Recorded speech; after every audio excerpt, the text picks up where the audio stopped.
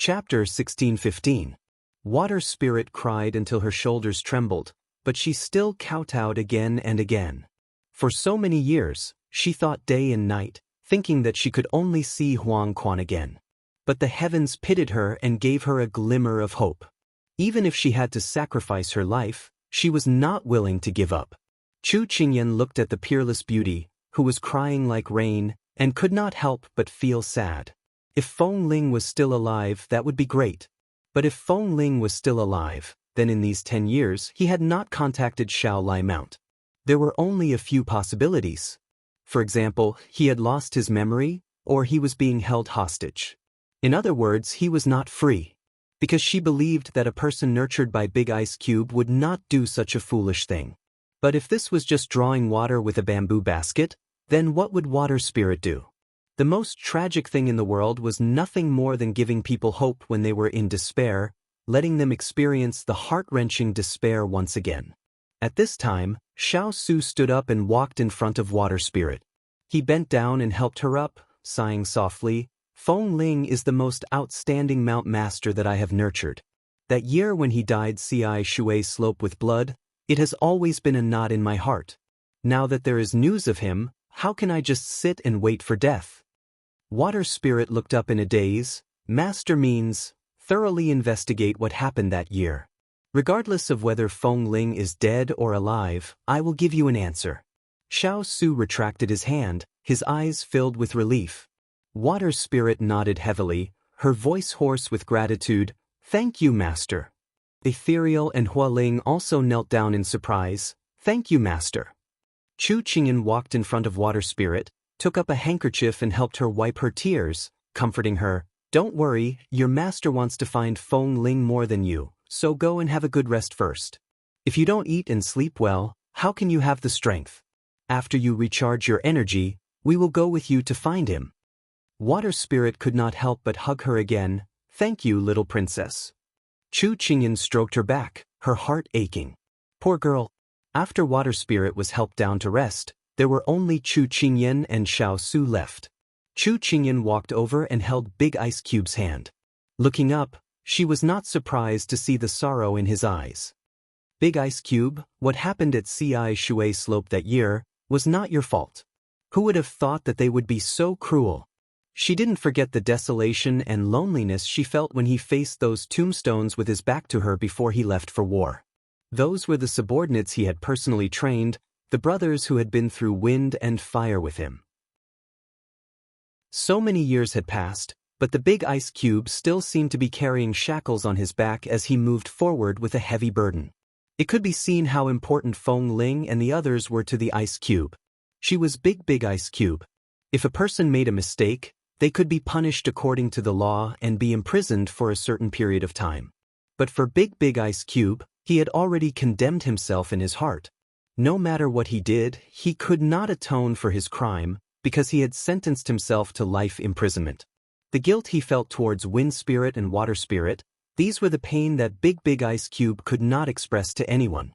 Xiao Su held her hand tightly, his voice uncertain. We will find Wind Spirit, right?" Chu Qingyan could not help but hug him from behind, trying to make her voice not sound so sad. "Big Ice Cube, it's okay. If Wind Spirit is still alive, we will definitely find him. Wind Spirit, if you are still alive, give us some news so that we can find you as soon as possible." This way, Water Spirit would truly be happy, and Big Ice Cube would truly be able to let go of the chains in his heart. She hugged him tightly, wanting to pass her warmth to him. Xiao Su put his hands on the back of her hands and slowly closed his eyes. In a palace of the Moon Clan, Gong Sun Shui held the latest information in her hands. "Sect Master, according to your orders, we put the evidence of the transaction with Flowing Cloud Pavilion in front of Elder Su, forcing him to reveal himself. As you expected, Elder Su betrayed us by supporting Gong Sun Fei." Qin Yu's eyes shone with a golden light. Lan Si, who was standing at the side, harumphed heavily. "This Su Yu is really a traitor. The old sect master treated him well and even let him marry his daughter to King Cheng. Since King Cheng died of illness, the old sect master was worried that Gong Sun Fei would be bullied without him, so he put her by his side to cultivate. Who would have thought that these two ingrates would be so greedy as to collude with each other and attempt to usurp the throne? This is simply intolerable. High Priestess, don't be angry. It is not worth it to get angry over these ingrates. Xiao Tong hurriedly rubbed the High Priestess's shoulders to calm her down. Qiao Feng also advised from the side, yes, High Priestess, the sect master already had a card up his sleeve to deal with these people. Otherwise, he would not have forced them to reveal their fox's tail. Now that they are desperate and have troops to protect themselves, although they have occupied half of the cities, they have shown their true colors. The people will no longer be deceived by them. Only then did Lan Si smile. He patted the children in front of him and was very gratified. Then, he turned to look at the silent Gongsun Shui and asked with confusion in his eyes, Sect Master, what do you think now? He had single-handedly raised this child. He knew how intelligent and determined she was, and how much pain and suffering she had gone through. However, after she had taken over the position of sect master, he had let her do as she pleased. He had not interfered much, and had gone into seclusion. As a result, he was not very clear about what she was thinking and what she was planning to do. Gongsun Shui moved her shoulders and turned to look at the few pairs of sparkling eyes. Her eyes darkened and she said to Lan Si, High Priestess, since my father's death, the position of sect master has been empty for nearly 10 years. It has always been Su Yu who has monopolized it. Although you fought against him and preserved some power for me, when I took over the position of sect master, although I suppressed his power and made him restrain himself in these few years, he has secretly cultivated elite secret guards and courtiers. From this rebellion, it can be seen that the speed at which he took over half of the cities is astonishing. He took most of his men and left the capital to be on the same side as us, leaving many positions empty in the court. This is the problem he has left for us. He wants to see us make a fool of ourselves and whether we will panic because of his absence. However, it is not as if I have not done anything since I took over. I have also gathered a group of talents, 1 radish and 1 pit. I want to nurture these talents to fill these positions so that the court can operate normally. Gongsun Shui's words made Lan Si heave a big sigh of relief. A smile appeared on his lips. This old man knew that you would not disappoint. Gongsun Shui smiled faintly, but her expression quickly returned to seriousness. But we still cannot let down our guard. So many people have left at once. This is a serious blow to the Yu clan. Therefore, during this period of time, we must raise our attention to deal with whatever may happen next. Chapter 16:16. Gong Sunshue's words made everyone stop laughing. This was just the beginning. The real battle had yet to come. Everyone left immediately after receiving the order. Only Gong Sunshue and Lan Si were left in the meeting room. It was a little empty. Girl, do you have other thoughts? When no one else was around, the high priest would call her girl. It was as if she had returned to her childhood.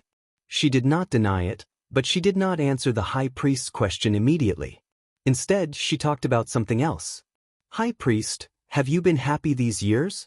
This completely unrelated question stunned Lan Si. The child in front of him had always had a firm heart and only cared about the matters of the clan. According to his original temperament, it was impossible for him to ask such a sentimental question, but he still answered after serious consideration. As the high priest, I have the responsibility of protecting the clan. I have lived up to this position all these years. My heart is at ease. Gong Sunshue shook her head. I asked if you were happy, and your answer was at ease. This answer is reasonable, but I don't think you have ever been happy. Lan Si looked at her. Girl, what about you? Gong Sunshue laughed self-deprecatingly. Your answer is the same as mine. They lived to dedicate their lives to the clan. They wanted peace and a clear conscience. That was the greater good. She slowly walked to the window. The cold wind blew on her face, just like her mood at the moment. Since I was young, everyone told me that my mission was to grow up and become stronger. Then I would take over the position of the Lord. I would work hard, love the people, and benefit the country. They said it over and over again. I believed them and engraved them in my mind. I dare not forget.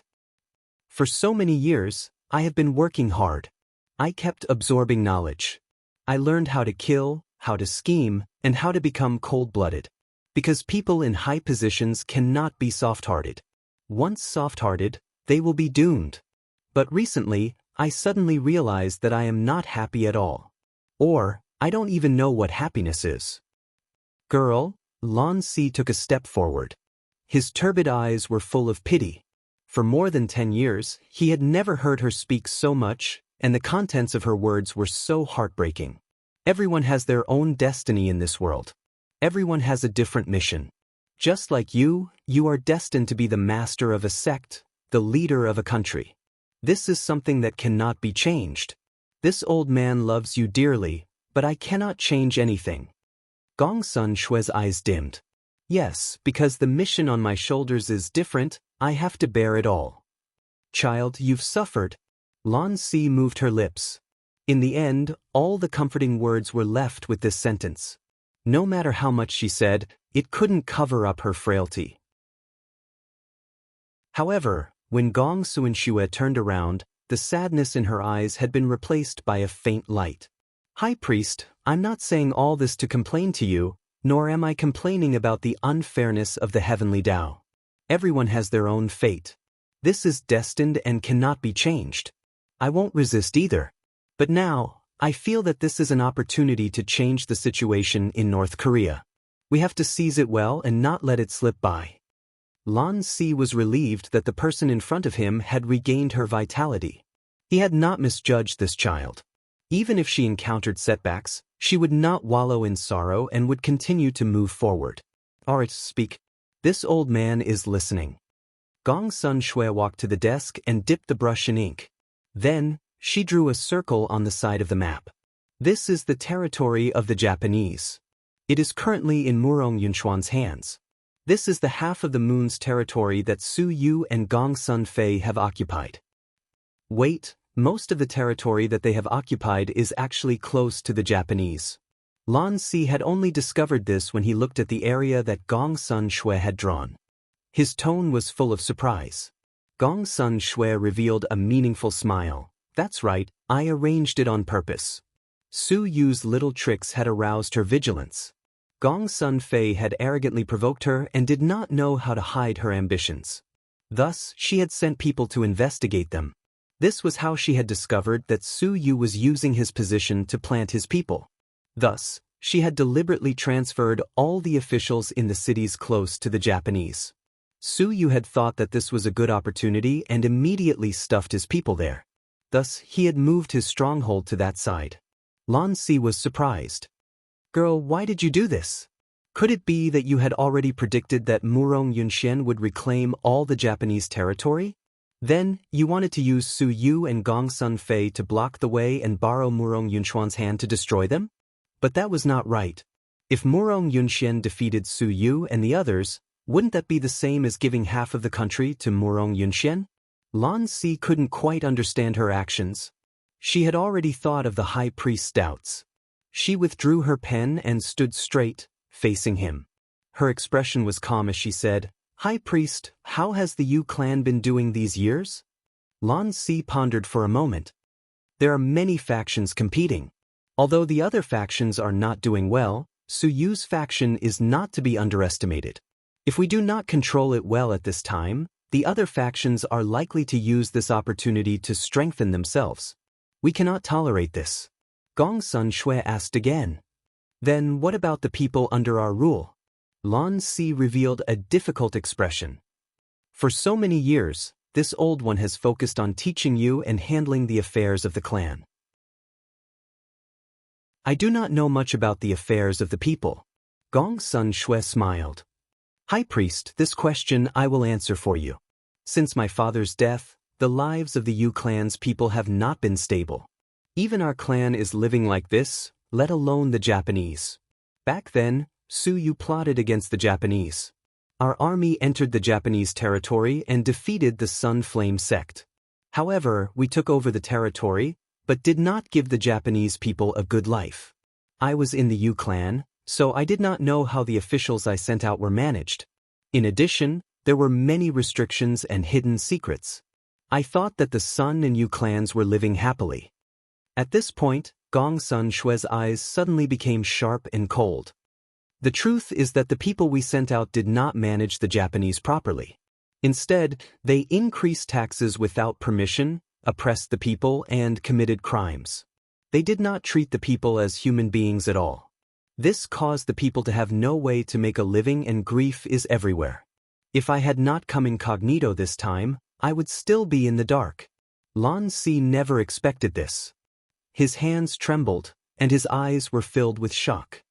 This, High Priest, isn't our responsibility to let the people live a happy and prosperous life? However, after so many years, it is now contrary to our beliefs. Are we just going to sit here and wait for death? Gong Sun Shue's words made Lan Si completely speechless. This child said so much just to persuade him for the next plan. He could not help but take a deep breath and prepare to resist the storm.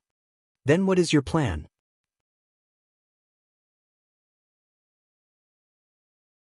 Chapter 16-17. He had been waiting for the High Priestess to say this. Gong Suanshue picked up the brush again and drew a circle around the entire map. Then, she put it down and said firmly, "There can be no construction without destruction."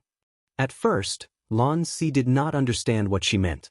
However, when his gaze fell on the circled map of North Korea, he suddenly understood and became excited.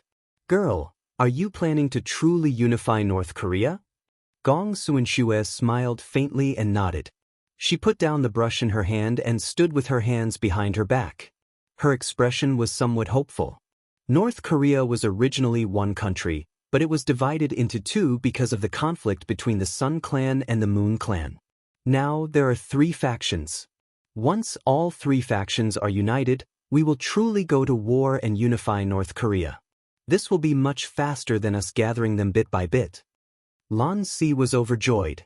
"I've always thought that you were promising. If you can conquer the 2 clans this time and secure your position as sect master, then even if I die, I will be able to face your father calmly." Gong Suanshue was not as excited as the High Priestess. A complicated expression appeared on her face. She thought of many things, and in the end, a faint bitterness appeared at the corner of her lips. "Girl, why aren't you saying anything?" Lan Si had been happy for a long time, but when he saw her standing there in a daze without saying a word, he could not help but feel strange. Gong Suanshue looked up and smiled. "High Priestess, you've forgotten that I don't have long to live." Only then did Lan Si remember that this girl had an illness from her mother's womb. His joy from before was diluted and his expression turned solemn. "You little girl, what are you saying? This old man has already found several famous doctors for you.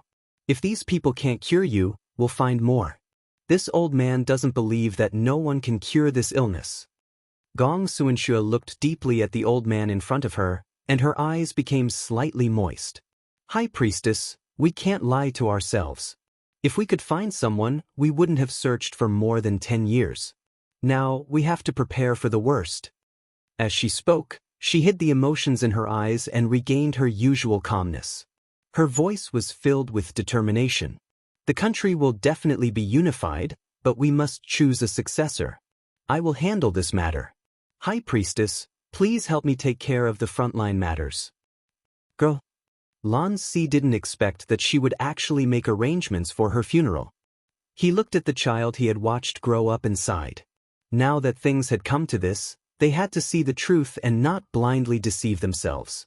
"This old man understands. I will do my best to help you." "Thank you, High Priest." Gong Sun Shui smiled as she watched the High Priest walk away. When she was the only one left in the hall, she reached out and caressed the map of North Korea. She traced the Ri territory with her finger and smiled. If the High Priest knew about her plan, he would think that she was crazy. However, there was no turning back for her. She retracted her hand and looked into the dark night. And that man who streaked across her life like a shooting star was probably the brightest color in her life. 3 days later, Water Spirit was recuperating, but she didn't neglect any of the work at hand. While she was here, the pigeon feather she had left at the Yu clan kept sending her information. Everyone knew that there was no point in being anxious, So other than Shui Ling losing her composure that day, she had been very calm every day, neither arrogant nor impatient. Seeing this, Chu Qingyan felt both heartache and gratification. Love was the greatest motivation that supported a person's life. On this day, the Xiao residents received two extremely important letters. Chu Qingyan opened the letter sent by Jin Exin. After reading it carefully, her brows relaxed. She said to everyone, Jin Exin says that he has found the culprit behind the Murong clan's tragedy. In half a month, he will lead the army and demand an explanation from the Yu clan. Although he wanted an explanation, everyone knew that the war between the Sun and Yu clan was unavoidable. The retired emperor clapped his hands happily and praised, "This kid didn't disappoint us. He settled the internal affairs so quickly and is ready to take revenge. Congratulations." Everyone agreed. At this time, Water Spirit also opened the letter sent by the pigeon feather. However, everyone noticed that her fingers were trembling slightly, as if she was trying her best to control something. Hualing couldn't help but ask worriedly, "Water Spirit, don't scare us. What did the letter say?" Water Spirit sniffed. Her eyes were red, but the smile on her face revealed her emotions. The pigeon feather sent news that someone saw Feng Ling appear in the Yu clan's capital half a year ago. Really? Everyone was a little excited. They had searched high and low for him, only to find him without any effort. After the excitement, everyone calmed down. Chu Qingyan thought of something and asked, "Did he say what he was doing in the capital?" The letter didn't say. Water Spirit calmed down after being happy. If he was free, he wouldn't have stayed there. He would have joined us as soon as possible. At this point, Water Spirit immediately turned to the person on the main seat. "Master, this subordinate was worried that Feng Ling was being controlled by someone, so he couldn't leave." Xiao Su's eyes turned cold. "It seems like we have to make a trip there ourselves." When he said this, everyone was happy and went to make preparations. Soon, only the husband and wife were left. Chu Qingyan sensed the big ice cube's gaze and looked back at him coldly. "If you want me to stay, go find Feng Ling yourself. Don't even think about it. Not only is there no door, there's no window either." Xiao Su chuckled when he heard this. He raised his hand to pinch her angry cheeks and said amusedly, "I haven't even said anything, but you already know. Don't think that I don't know what you're planning. Anyway, I'll say it right here. If you dare to leave me alone, then don't come back. When the child is born, you don't have to see him either. Be prepared to have no family, no wife, and no child."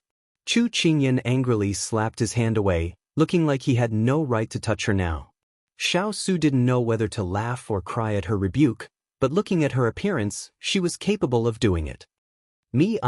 I'm practically in your clutches." Xiao Su reached out and scooped her up.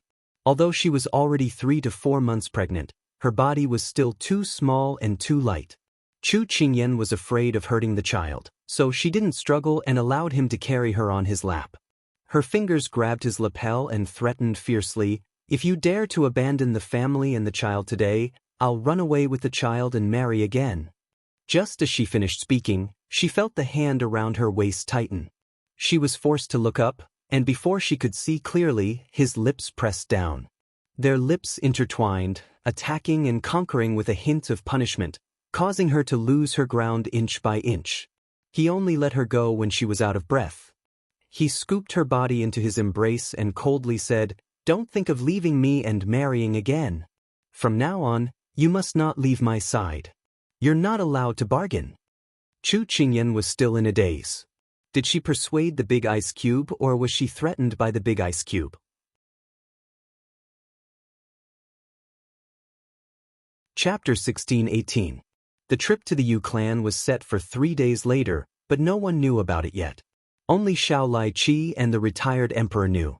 On this day, Xiao Su found Xiao Yao in Gong Sun Shui's courtyard. "Imperial brother, are you here to persuade me too? Don't worry, I'm not that weak. I just can't find a place to rest. I like this tree so I came here. Do I look like someone trapped by love? So don't waste your time on me.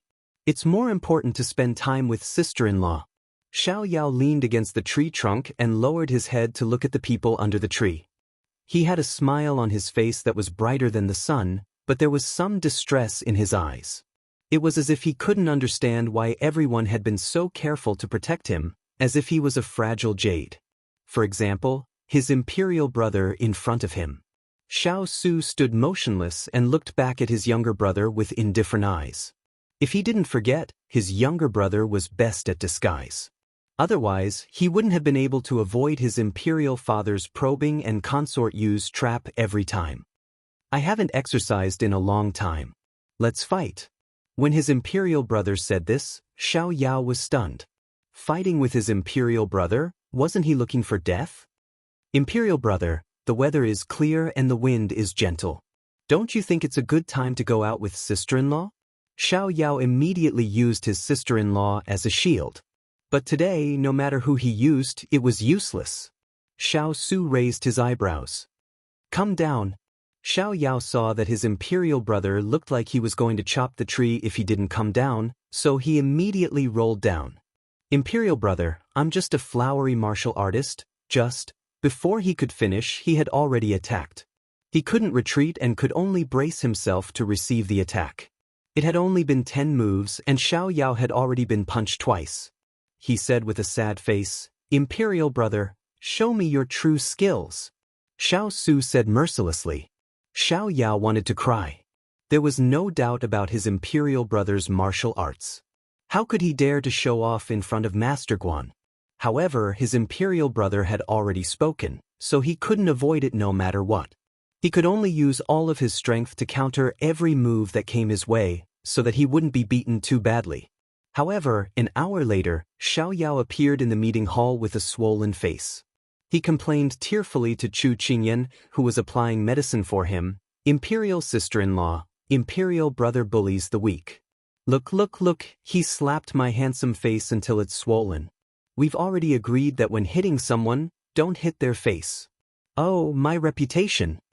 Chu Qingyan really wanted to squeeze out a few words to comfort Xiao Yao, but seeing him like this, she couldn't help but laugh.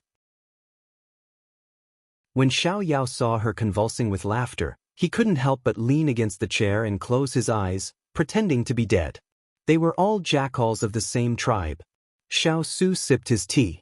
Seeing him like this, he couldn't help but mock. Useless. He didn't know if she was saying that his martial arts were useless, or that he had been forcing himself to smile for the past few days. When Xiao Yao heard this, he immediately didn't dare to make a sound. Xiao Yao, whose face had just been smeared with the colorful ointment, shuddered. Imperial brother called him with such an unfriendly tone. Was he going to fight again? However, all of this only came from his imagination. Xiao Su's tone was very normal. In 3 days, we will leave for the Yu clan. If you don't want to come with us, you can stay. This time, Xiao Yao didn't pretend to be dead. He suddenly raised his head. Imperial brother. Xiao Su ignored his gaze and continued. Jin Xian has already conquered the Sun clan. Now that there is internal strife in the Yu clan, before this month, Jin Xian will prepare to attack the Yu clan. After saying this, Xiao Su stood up and prepared to leave. Xiao Yao jumped up like a carp. Ignoring the injuries on his body, he immediately jumped in front of him. Imperial brother, internal strife in the Yu clan? Then Miss Gongsun. The moment he said this, he revealed the emotions he wanted to hide. However, at this time, he couldn't care less. Xiao Su wasn't surprised by his reaction. He glanced at him indifferently. Didn't you say that Gongsun Shui's matters have nothing to do with you? Imperial brother. Xiao Yao flew into a rage out of humiliation. He was anxious and didn't care about his tone. During this period of time, he pretended that he didn't care about anything. He even avoided talking about the Sun Moon clan. As a result, he didn't know what was going on outside. Xiao Su looked at his panda eyes and shook his head. He said, What do you want to know? Go and find the fire spirit.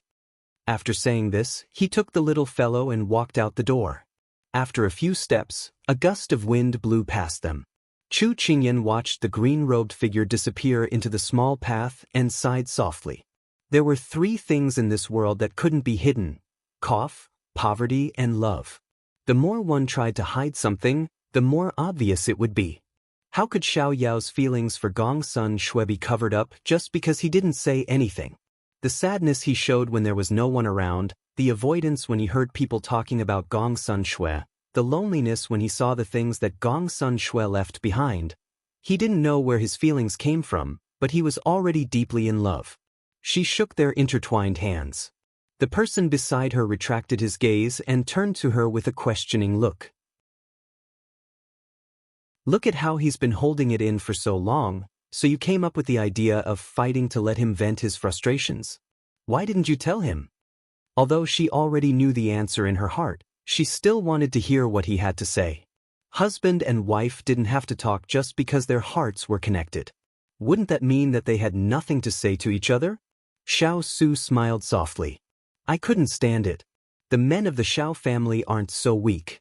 If they like something, they like it. If they let it go, they let it go. They never lie to themselves. Furthermore, his acting was too clumsy. I just wanted to beat him up to vent my anger. I'm not as noble as you think. Big Ice Cube was getting better and better at lying through his teeth. It wasn't that Xiao Yao's acting was too clumsy, but that his eyes were too sharp. He was obviously doing it for Xiao Yao's sake, but he didn't want to say it out loud. People always left a soft spot in their hearts for their loved ones, but they were always tough on the surface. People couldn't help but fear them. The way they expressed their concern was also different from others. However, those who truly treated them as family would understand. Big Ice Cube, fortunately, there aren't too many obstacles between us. She hugged his arm and rejoiced. Xiao Su raised his eyebrows. What do you mean? You see, Ethereal and Yen Luo have been enemies for years. Third brother and Zijing have been separated for 3 years after falling off the cliff. Second brother and Gong Sun Shui are separated by the Sun Clan and the Moon Clan. It's like Romeo and Juliet. Family feud. Xiao Su didn't think much of it. Second brother has nothing to do with the Sun Clan and the Moon Clan. He's free to marry. Chu Qingyan suddenly understood. Big Ice Cube, you're right. Speaking of which, he felt that there were no obstacles between him and the little girl. Then, wouldn't the 5 years when she grew up be an obstacle? He stroked her head. Fortunately, all the misfortunes were over. No matter how many obstacles they had to overcome, they had already crossed over.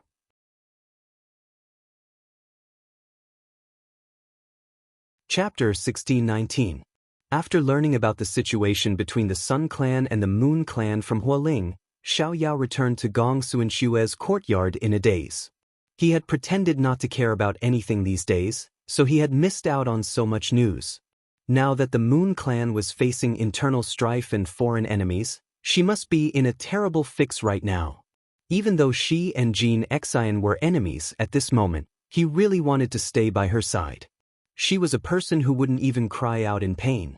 No matter how anxious or uncomfortable she was, she wouldn't tell anyone. She would just silently endure it. The thoughts that he had been suppressing these days erupted like a spring in this moment. These days, he didn't think about her, but her every frown, every smile, and every action followed him like a shadow. He stood under the tree and reached out to touch the mottled tree bark. Only when the thin branches dug into his fingertips did he come back to his senses. He was angry at her, but he wasn't angry at her identity. He was angry at her for not trusting him and for using him. Xiao Yao was a prince. No matter how carefree he usually was, he was still proud. Moreover, he had been deceived and used before. This had become his bottom line, his reverse scale. After learning the truth that day, how could he allow himself to act like nothing had happened and interact with her like normal? So he forced himself. No matter if he liked her or not, he had to forget her. He had to give up this memory. However, when he learned that she was in a dilemma and could face the dangers of war at any time, he couldn't lie to himself anymore. So he had already fallen this deep. Ever since the truth had been revealed, he had never thought about it from her position. If he was in her position, he probably wouldn't have done any better than her. What she did was actually pardonable. Since he cared about it, then there was no need to deny it. Could it be that he really had to wait until everything was irreparable before he regretted it? This wasn't his Xiao Yao's style of doing things. Thinking of this, he couldn't help but take back his hand. The disappointment on his face disappeared. His thin lips hooked up and he revealed a determined smile. He thought that once he passed, he would once again be the carefree and unrestrained king of freedom. He immediately made a decision and walked towards his royal brother's courtyard. He wanted to go to the Moon Clan. This was Xiao. Although in the eyes of outsiders, his actions were eccentric, he lived a carefree life. He did things according to his heart, did not care about what others thought of him, and never left behind any regrets. Chu Qingyan found time to find Dongting because there were still 2 days to go. "Where's Tao Tao?" Seeing that he was sitting alone in the courtyard, Chu Qingyan couldn't help but look around. Higashio Motetsu stretched lazily and interrupted her. "Don't bother looking for her. She went out to buy something." "Then why didn't you go with her?" Higashio Motetsu stopped stretching and said with an unnatural expression, "Why should this young master go with her? I'm not her servant." Chu Qingyan dragged the last syllable, making him feel uncomfortable. She then continued with a secret smile, "Then usually when you go out, she doesn't leave or abandon you. It's not very good for you to be so heartless, right?" The words, "doesn't leave or abandon you," and the sudden label of heartless made Higashio Motetsu almost choke on his saliva. He glared at her angrily. "No way, I realize that you've been with Xiao Su for a long time. Instead of learning the good, you've learned the bad. You won't stop until you're shocked to death." Chu Qingyan shrugged. "I'd rather you praise me for being eloquent." Higashio Motetsu made a tisk sound and continued to enjoy the sun. Chu Qingyan spread her hands and sat down on a bench with Jasper's help. The breeze was gentle and the sun was bright. It was really a good day. "Dongting, you should have heard the news that we're going to the Yu clan, right?" Chu Qingyan raised her hand and made a small tent in front of her forehead. She looked at the flock of geese flying in the distance without blinking and casually mentioned this matter. Higashio Motetsu yawned and also casually replied, "I know. Let me know before we set off. This young master can't guarantee that I won't oversleep." Chu Qingyan smiled and retracted her hand to look at him. "What I mean is, you and Tao Tao shouldn't go this time." "Why?" Higashio Motetsu instantly narrowed his eyes and propped himself up to look at her. Chu Qingyan revealed an innocent expression and said sincerely, "The Yu clan civil war is fierce. This trip will be dangerous. I don't want you and Tao Tao to be involved in these disputes. After all, this has nothing to do with you. So you two can stay here or go somewhere else to play. Don't go near the Yu clan's territory for the time being." She heard him snort coldly and reject her suggestion without thinking. What are friends for? Isn't it to enjoy blessings and endure hardships together? It's impossible for me to back off at a time like this. Moreover, aren't you the one who should be avoiding? Why are you, a pregnant woman, joining in the fun? Didn't Xiao Su stop you? What's all this about? Seeing him jump to his feet and criticize her, Chu Qingyan pursed her lips. "I was the one who wanted to go, and he agreed. But I really don't want you to get involved. Dongting, take Tao Tao back to the Sichuan." Higashio Motetsu gritted his teeth. "In your dreams. Dongting, I am serious." Chu Qingyan tried her best to persuade him. Higashio Motetsu suddenly changed his attitude. He crossed his legs and lay back on the rocking chair with a devilish smile on his face. "My legs are on my body. I can go wherever I want. You can't control me." Seeing this shameless person, Chu Qingyan sighed deeply. If she had known this would happen, she wouldn't have come to persuade this guy. She would have left it to Big Ice Cube to handle. After Chu Qingyan left, Higashio Motetsu straightened his body and rubbed his chin. Since he had decided to go to the Yu clan, he had to give Tao Tao some instructions. "Speak of the devil. Look at what I bought back." Tao Tao waved the things in her hands at him. Higashio Motetsu's gaze swept over when he heard this. He saw that she was holding a bouquet of flowers in both hands. There was more than one variety on it, and it was colorful. In this cold season, it was very eye-catching. "Didn't you go to buy accessories? How did it become flowers?" Higashio Motetsu raised his eyebrows. "These flowers are beautiful. And they're not real flowers. I saw someone making handicrafts, so I made this bouquet and put it in your room. You can see it every day. It won't wither, and you don't need to change the water.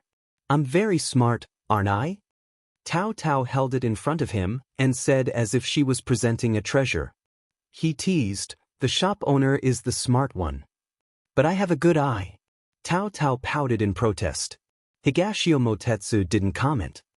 "I'll take it to your room first and put it in for you." Tao Tao stuck her tongue out at him and turned to leave. "Wait, don't be in such a hurry. I have something to tell you." Tao Tao stopped and turned to look at him with sparkling eyes. "What is it?" "I'm going to the Yu clan with Qingyan and the rest, but it's very dangerous there. You have to stay." With that, the bouquet in her hands fell to the ground.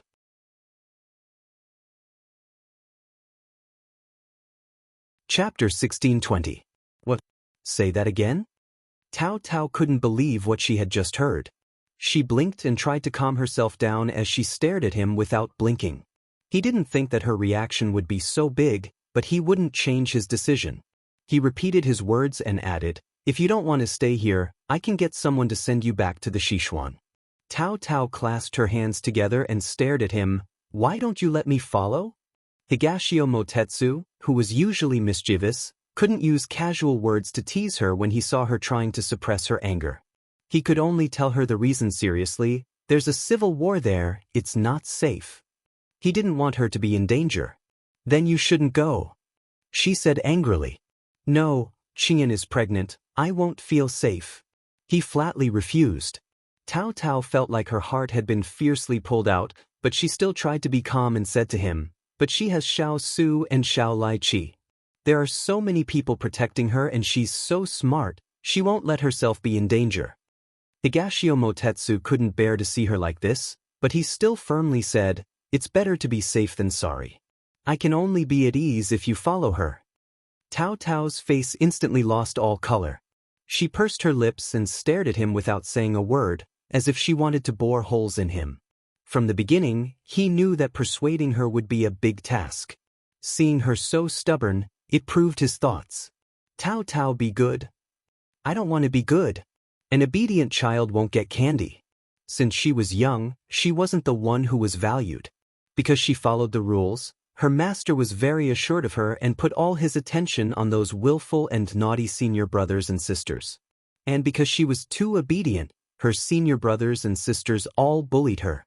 So she knew that the more obedient she was, the less others would care about her and the more they wanted to bully her. He looked at Tao Tao, who was like a child with a headache. Then what do you want? Higashio Motetsu didn't notice. He had always done things his own way and never cared about the people around him, let alone informing others of his whereabouts and making plans for them. It was because he cared about her that he treated her problems as his own. It was just that at this time, no one noticed. I want to follow you to the Moon Clan. She stubbornly straightened her neck. Then don't go. I can't. Higashio Motetsu, you have no right to interfere with my decision. Tao Tao was already regretting her impulsive words, but she didn't want him to be complacent. She clenched her fists tightly to prevent her emotions from leaking out. Higashio Motetsu was angered by her. Fine, I don't have the right to interfere with you, then you don't have the right to interfere with me. Tao Tao bit her lips. He finally said it. Actually, he hated her. But at this time, she couldn't fling her sleeves and leave, because it was even more impossible for him to take her with him. Thinking of this, she couldn't help but abandon the pride and self-esteem that she had lived for more than 10 years. She slowly walked in front of him and reached out her small hand to shake his sleeve. Just let me go. I promise I won't cause any trouble and I won't give you any trouble. Also, you see, I have medical skills. Maybe I can help you when the time comes? It was rare to see her so meek and obedient. He couldn't help but want to reach out and pat her head, but he killed the thought as soon as it appeared. Ethereal and Yenluo will follow. Their medical skills are not inferior to yours. He took a step back, and his sleeve slipped through her fingers. Tao Tao looked at her empty hands and then at the unreasonable person in front of her. Anger suddenly surged in her heart. No matter how good their medical skills are, what if they encounter an illness that they don't understand? One more person means one more power. Isn't that right? But what if their medical skills are better than yours? What's the use of you going? Higashio Motetsu was troubled by her stubbornness. Alright, that's what you said. I'll go and compete with them. Let's see if my medical skills are better than theirs. Am I useful or not? After shouting at Higashio Motetsu, Tao Tao turned and ran towards the door. Tao Tao. He frowned and wanted to stop her, but she was already prepared. She used her qinggong and disappeared in a few leaps. Higashio Motetsu looked at the bouquets on the ground and couldn't help but frown. He didn't expect her to have such a big reaction, so he couldn't help but follow her. Kong Ling and Yen Luo were in the courtyard picking out the herbs they wanted to take away. At this time, the courtyard door was forcefully pushed open from the outside. They looked towards the source of the noise and saw Tao Tao gasping for breath with her hands on her knees. Cheng Yen Luo looked at her in surprise and asked, "What's wrong? Why are you in such a hurry? Is there a dog chasing after you?" Tao Tao strode up to them and said bluntly, "Yen Luo, Kongling, I want to challenge you to a duel with your medical skills." Tao Tao's words came out of nowhere, but they understood what she meant. "Tao Tao, you know medicine?" Cheng Yen Luo looked at her in surprise. She didn't know about this. Tao Tao nodded. She hadn't mentioned it before, so it was normal that they didn't know. "I'm the medical demon's disciple." Although she didn't want to use her master's name, she knew that their medical skills weren't low. She was afraid that they wouldn't agree to the duel. "The medical demon? You're actually the medical demon's disciple," Ethereal said in surprise. When he was sent by his master to be apprenticed, he was supposed to be apprenticed under the medical demon's name because he didn't want to learn simple medicine. He wanted to learn about poisons. But when he arrived, they had already taken in all the disciples. Later on, he joined Xiao Yan's sect. Tao Tao nodded. "There's nothing to lie about this. So I'm here to challenge Divine Dr. Luo's disciple as the medical demon's disciple. I hope the two of you can accept my challenge." Divine Dr. Luo and her master were both righteous and evil. Although they were both famous, their styles of doing things were completely different. Divine Dr. Luo had the mentality of practicing medicine to help the world, while her master saved people because he found them pleasing to the eye. Otherwise, no matter how high one's status was or how rich one was, he wouldn't save them. Ethereal and Cheng Yen Luo looked at each other and saw the surprise in each other's eyes. Who said that doctors didn't have a competitive heart? They had long heard of the medical demon's name and hoped that they could witness her medical skills in their lifetime. They didn't expect to meet her disciple today. If it was a duel, then so be it. They wanted to see how high the medical demon's disciple's medical skills were. "Okay," Cheng Yen Luo replied solemnly. Tao Tao looked at Higashio Motetsu, who had rushed over and raised her brows delightedly. Higashio Motetsu had just arrived when he heard Cheng Yen Luo's reply. He couldn't help but feel annoyed that he didn't stop her in time.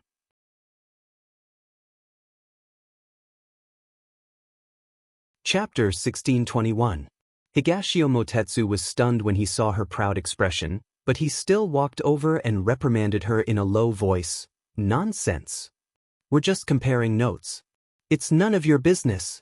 Tao Tao made a face at him, then turned around to discuss with Cheng Yen Luo. Ethereal thought that the couple was at odds, so she smiled at Higashio Motetsu and said, "It's all right. We didn't expect Tao Tao to be the medical demon's disciple. We're very happy to compare notes with her." Higashio Motetsu felt a headache coming on. He didn't want Tao Tao to win. Otherwise, with her personality, she would definitely follow them. However, he didn't want her to lose either. He knew that she was most proud of her medical skills. These two complicated thoughts conflicted in his heart, making him even more irritated. At this moment, Chu Qingyan, who had rushed over after hearing the news, looked at everyone in confusion. "What's going on?" Her gaze fell on Tao Tao. Hua Ling had just reported that Tao Tao had rushed to Yenlua's courtyard with a serious expression, as though she was here to seek revenge. She was so scared that she thought something bad had happened. However, when she arrived, she found that everyone was happy and harmonious. Tao Tao saw Chu Qingyan and immediately ran over, speaking before Higashio Motetsu could. "Qingyan, let's make a bet. If I win against Ethereal and Yen Luo, you'll take me to the Moon Clan, okay?" Higashio Motetsu pursed his lips.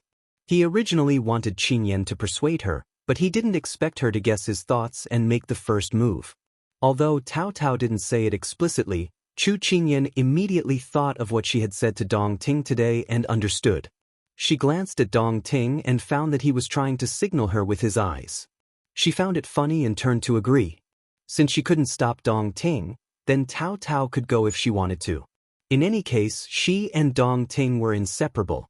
Higashio Motetsu was speechless. She wasn't afraid of a godlike opponent, but a pig-like teammate. After hearing Qingyan's words, Tao Tao immediately raised her head like a victorious rooster and looked at Higashio Motetsu with contempt. Higashio Motetsu opened his folding fan and smiled provocatively. Don't be so smug. Compete well. You might not be as good as your opponent. Thank you for the reminder, but Tao Tao, don't lose. Tao snorted coldly. Dong Ting Wangyu said with a fake smile, I hope so. At this time, Kong Ling and Yen Luo had already decided on the content of the competition. Firsts Tuza's poison. Seconds. Third. Tao had no objections. Chu Qingyan was the notary. The first round of the competition began. Kong Ling took out a bottle of medicine and said to the crowd, This is a new poison that I've developed recently. It's called three-step fall. It means that once you take this poison, you'll be powerless within 3 steps and die within half an incense stick's worth of time. With that, he turned to Tao Tao and said, If you can write out the antidote within the time it takes for half an incense stick to burn, I will admit defeat. This was his latest creation, which meant that there was no antidote for it yet. Ethereal dared to say this, which meant that he was very confident in his medicine. He had long wanted to challenge the medicine demon's poison techniques. Now that he had taken out his proudest medicine, he believed that Tao Tao wouldn't be able to cure this poison. Tao Tao took the bottle with a calm expression. Although she was best at poisons, she wasn't conceited. She opened the bottle and poured a drop into a cup to observe its color. Then, she sniffed it with a serious expression. This was a rare side of her. Even Higashio Motetsu forgot to wave his fan. He just stared at her in a daze. The young girl was facing him sideways. Because she had lowered her head, her graceful and beautiful snow-white neck was exposed. Her eyebrows were lowered, and she was charming and gentle. Only then did he realize that this little witch also had a quiet and dignified side. Tao Tao, who was oblivious to the outside world, had a glint in her eyes. She then curled her lips and walked to the side of the desk. After a while, she finished writing a prescription. Ethereal didn't believe that she could cure the 3-step fall poison when he saw that she had finished writing in such a short time. However, when he looked at the antidote seriously, he couldn't help but freeze. Cheng Yenluo saw that he hadn't spoken for a long time. She couldn't help but go up to him. Is there a problem with the prescription? Ethereal shook his head and smiled. He looked a little defeated, but he still cupped his hands at Tao Tao and said, I admit defeat. This little girl was young, but she was extremely talented in poisons. Not only did she take a short time, but the antidote she used was also very precise. Perhaps even his master wouldn't be able to write such a flawless prescription in such a short time. Tao Tao replied modestly, Everyone has their own specialties. My specialty is the antidote of congestion. Thank you for letting me win. She was extremely talented in the area of poison, and even those proud and arrogant senior and junior brothers and sisters had to admit it. Higashio Motetsu couldn't sit still when he saw that she had won the first round so easily. He thought that Ethereal might have gone easy on her, but when he saw how he looked after losing, he couldn't help but suppress his impatience and wait to see what would happen. The second round was to treat the injuries. Tao Tao and Cheng Yenluo each had a short-legged goat in front of them. They were competing to see who could stitch the goat up the fastest. When the time started, Tao Tao and Cheng Yenluo started separately. They each applied medicine on the goat, then picked up a needle and started stitching. However, things didn't go well for Tao Tao at first. Although she stopped the bleeding from the goat's wound, when her needle touched the wound, the goat was in so much pain that it immediately kicked her with its good leg. If she hadn't dodged fast enough, she would have been bleeding by now. Seeing the goat obediently accept Cheng Yenluo's stitches, Tao Tao was a little annoyed. She raised her hand and chopped the goat's neck. The goat immediately fainted. "Let's see how you're going to kick me now." The two of them stitched up in full swing. The audience was dazzled, but they didn't want to look away. In the end, the two of them finished stitching up almost at the same time. The two of them retreated, and Ethereal took over as the examiner. Their stitching skills were basically on par, so there were no problems. Just as Ethereal was about to report the situation to Chu Qingyan, the goat that Qingyan Luo was in charge of stood up and bleated a few times. Tao Tao immediately looked at her goat. It was lying there sickly, completely ignoring her. Qingyan Luo looked at Tao Tao and smiled. "The goat kicked you just now because you didn't apply painkillers. That's why it's weak now." Tao Tao glanced at the other goat. She pursed her lips and lowered her eyes. "I admit defeat for this round." Qingyan Luo was a little surprised that she was so straightforward. In fact, when it came to stitching up wounds, they were evenly matched. This round was about treatment, but I neglected the purpose of treatment. How to reduce the patient's pain and achieve the goal of treatment. However, she grew up in the Devil's Valley and was influenced by her master. All she learned was how to hurt and kill people. She lacked the benevolence of a doctor, so she accepted her defeat wholeheartedly. Qingyan Luo patted her shoulder. "You went easy on me."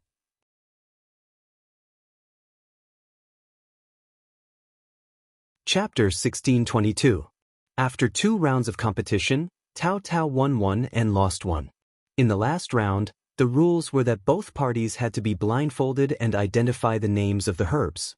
In order to be fair, Chu Qingyan would pick the herbs for this round and divide them into 10 portions. Then, each of them would pick 1 portion and use it as their topic. Ethereal would compete in this round. Tao Tao and Ethereal were blindfolded and brought to a table. There were 3 herbs on the table and they looked very similar. However, if one looked carefully, they would be able to find the differences. "Begin." As soon as Chu Qingyan finished speaking, the two of them quickly picked up the first herb and began to identify it. Everyone gathered around, but they were separated by layers of mountains and could not understand the herbs at all. They simply sat down in the hall and waited for the results. Unknowingly, the weather outside began to change. The originally clear sky was filled with dark clouds. It was as if the clouds weighed 1,000 pounds and floated very low. After a while, it began to rain. However, the rain was very light. The people inside were focused on the competition and did not notice it. Half an incense's time passed and the herbs were taken away. Tao Tao and Ethereal took off their cloth and sat down. They dipped their brushes in ink and wrote down the names of the herbs. The two of them stopped writing at the same time. "Please show your answers for everyone to see." Chu Qingyan smiled and said to the two of them. Ethereal and Tao Tao showed the side of the paper with the words on it to everyone. "Hualing, go and check." Hualing obeyed and checked them one by one. Lu Mingzi, Huajing, from today onwards, Ethereal's answer is all correct. An ethereal smile appeared on his face. Everyone turned to look at Tao Tao. Tao Tao straightened his back, his face full of confidence. Qianhua, Lu Pu, Fujin, Tao Tao's answer is all correct as well.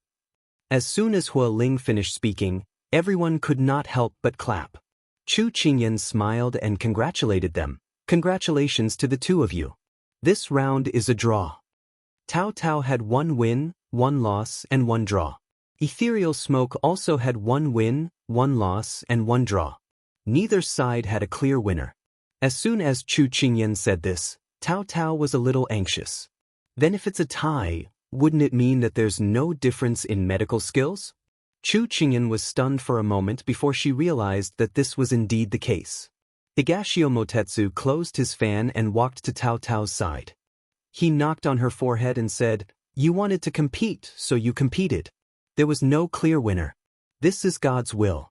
You didn't win, so you can't go. You have to accept this result." Tao Tao was unwilling to give up.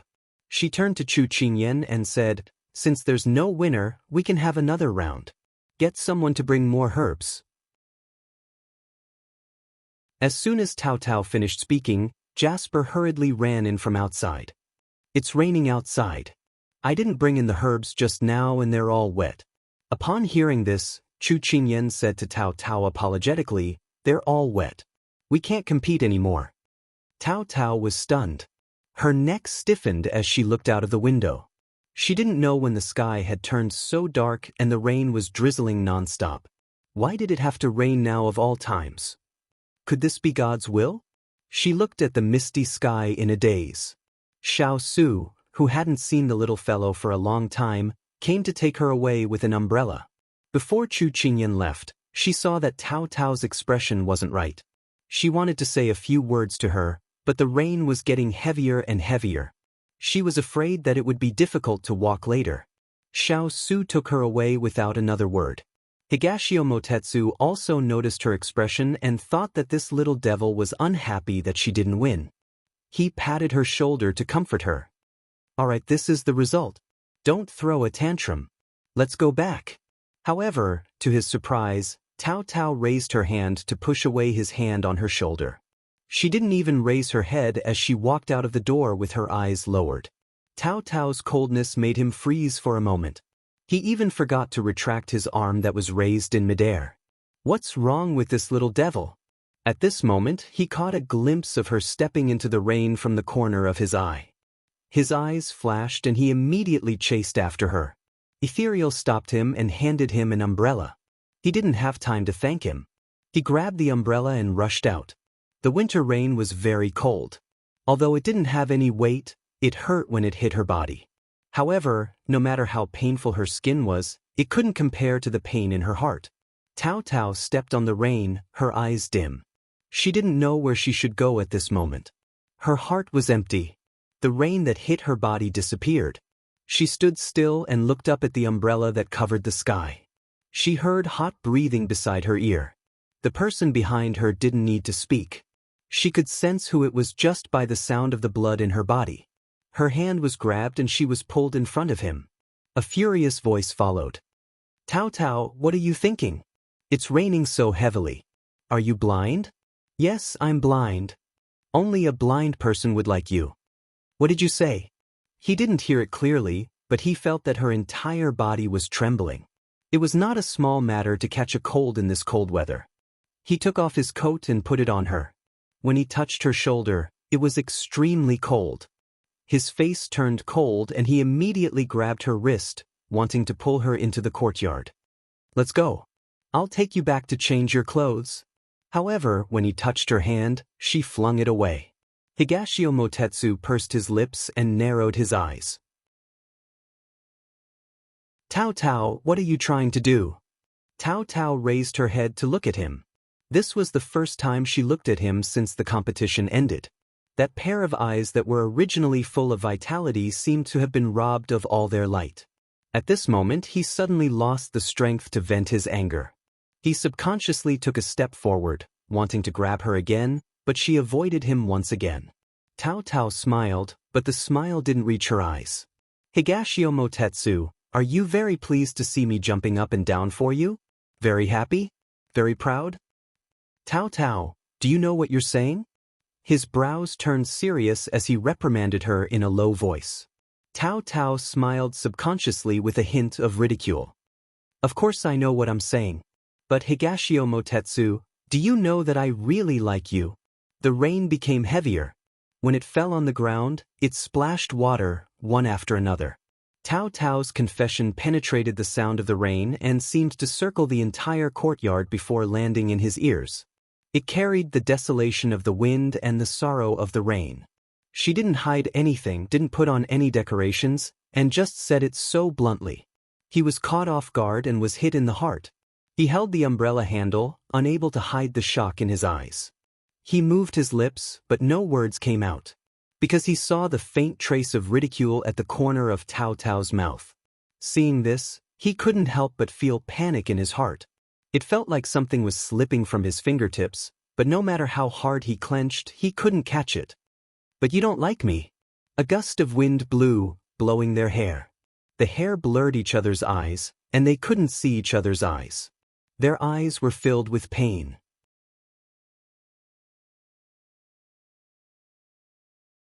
Chapter 1623. Tao Tao tried her best to open her eyes and look at the person standing in front of her. His incomparably charming phoenix eyes were especially bright in this dusky world, as if they were flickering with a strange light. His purple robes and black hair fluttered behind his back, accentuating his tall and slender figure, incomparably flirtatious. It was this pair of eyes that had resolutely chosen to save her when she had passed by Mount Fengtai. Because he was too beautiful, so beautiful that people couldn't help but want to approach him. However, their first meeting was in a rainy day, and today was also in a rainy day. Could this be heaven's will? Wherever she began, it would end there. You don't need to feel vexed because I won't bother you in the future. I won't go to the Yu clan anymore. Who you want to protect is your freedom. Like you said, I have no right to interfere. In the past, she felt that people who were trapped by love were too stupid. Why would they be entangled with someone? If they liked someone, they would be together. If they didn't like someone, they would give up. It was that simple. But it wasn't until she fell deeply into it that she realized that all love was the same.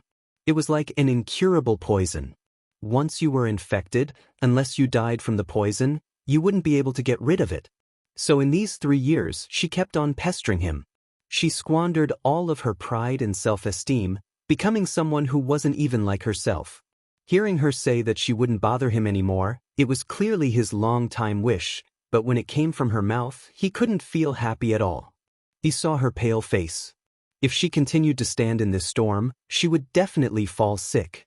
He softened his tone and said, "Tao Tao, let's go back first. Let's not mess around anymore." Mess around? Even now, he still didn't understand her feelings. Did he still think that she was a child throwing a tantrum? At this moment, she couldn't help but want to fiercely beat him up and then leave. "Higashio Motetsu, do you think that I'm very funny? You clearly don't like me, but I'm like a shadow that you can't get rid of."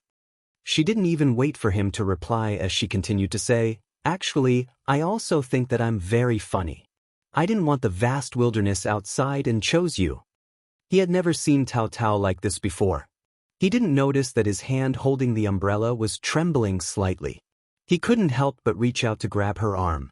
This time, he didn't know if she wasn't paying attention or if it was for some other reason, but she didn't shake off his hand. However, her skin didn't have any warmth at all, which made him frown. He exerted a little strength and pulled her into his embrace, wanting to use his body temperature to warm her cold body. She was very petite, and people couldn't help but want to take pity on her. "Let's not talk about this, okay? If you want to go to the Moon Clan, I'll take you there." Tao Tao allowed herself to be immersed in his embrace. Perhaps this was the first time, and it would also be the last time. However, the compromise in his words made her put on her armor once again. In the sect, the master was a person who was difficult to distinguish between good and evil, and the people he brought out were all strange and evil.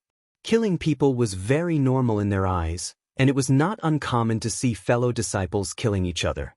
In order to protect herself, she had long learned to erect a body of thorns for herself, but after meeting him, she gradually learned to withdraw her claws. But at this time, she suddenly realized that the only thing that could protect her was her thorns. "Are you pitying me?" Her voice was soft, but it hit his heart like a storm. He didn't mean that. But she didn't give him a chance to speak. Instead, she lifted her head from his embrace, pushed his chest away, and took 2 steps back, once again entering the curtain of rain. The rain fell on her cheeks, and her hair was tightly stuck to her face. Her long eyelashes were covered with tiny droplets of water, trembling slightly, making people feel pity for her. And that pair of large water spirit eyes made her face even more petite. It was just that her face, which was usually as beautiful as a peach blossom, was now as pale as a sheet of paper. He couldn't bear to see her standing in the rain, and wanted to move the umbrella over her head. She raised her hand to stop him from moving forward, and revealed a very, very faint smile. "Higashio Motetsu, let's stop here. I'll set you free, and I'll also set myself free. From now on, Qingshan is no longer here, and we won't meet again." After saying this, she took off his coat, stepped forward, and put it in his hand. She curved her eyes at him, and then resolutely walked into the rain, just like how she had charged into his life without hesitation. Love was separated by mountains and seas, but mountains and seas couldn't be leveled. This time she chose to give up. Hey, are you still alive? The rain was heavy, and she had just happened to pass by, but she found him. She thought that there was no one here, and there was no place to take shelter from the rain, so she simply stayed to tease him. She, the little magic doctor, didn't care about right or wrong as long as she was happy. I'm about to die, the person lying on the ground said in a light tone, but he didn't seem to care about his situation. Don't disturb my last moments in this world. The other party felt that her appearance disturbed him and was somewhat displeased. She was a little surprised, as this was the first time she had seen someone so calm about dying. She couldn't help but reach out to check his breathing and raised her eyebrows. It turned out that his lungs were injured, but he wasn't incurable.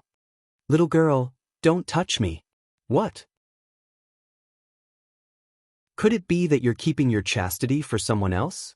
That's not it, but I'm about to die, so I can't be responsible for you, so you'd better stay far away from me, or else you'll suffer a loss. She felt that this person was quite good with words, and just as she was about to retort, she met his open eyes. His phoenix eyes were glittering, and they sparkled, becoming the only light in the world, causing her heart to flutter. These eyes were too beautiful, and she really wanted to take them for herself. With this thought, she pinched her fingers, and a silver needle appeared in front of her eyes, and she stabbed it into his acupoint without hesitation. As a result, she had been inseparable for a year to recuperate, and 2 years to follow him without abandoning him. At that time, a junior sister asked her. At that time, she didn't see this person's appearance clearly in the darkness. If he wasn't so devilishly good-looking but ugly, would she still want him? She tilted her head and smiled. Of course she wanted him. She didn't like his appearance, of course. It was also because his eyes were too beautiful. Her junior sister said, "Then you're still obsessed with looks?" She laughed and wanted to chase after her. Now, the past was still vivid in her mind, but it felt like it had happened a long time ago. At the beginning, she only had the thought of collecting his eyes, but later on, she completely fell in love with this person. However, no matter how hard she tried, giving up all her sharpness and hiding all her viciousness, she still couldn't win his heart. Because his heart had long been occupied by someone else, she thought that time could take away many things, and if she tried harder, he would see her. However, in this world, there were many things that time couldn't take away. There was a grave in his heart, where the undead lived. So she would never be able to win his heart. Tao Tao hugged her shoulders, feeling that this winter was really cold. Her lips curled up, and she disappeared into the rain.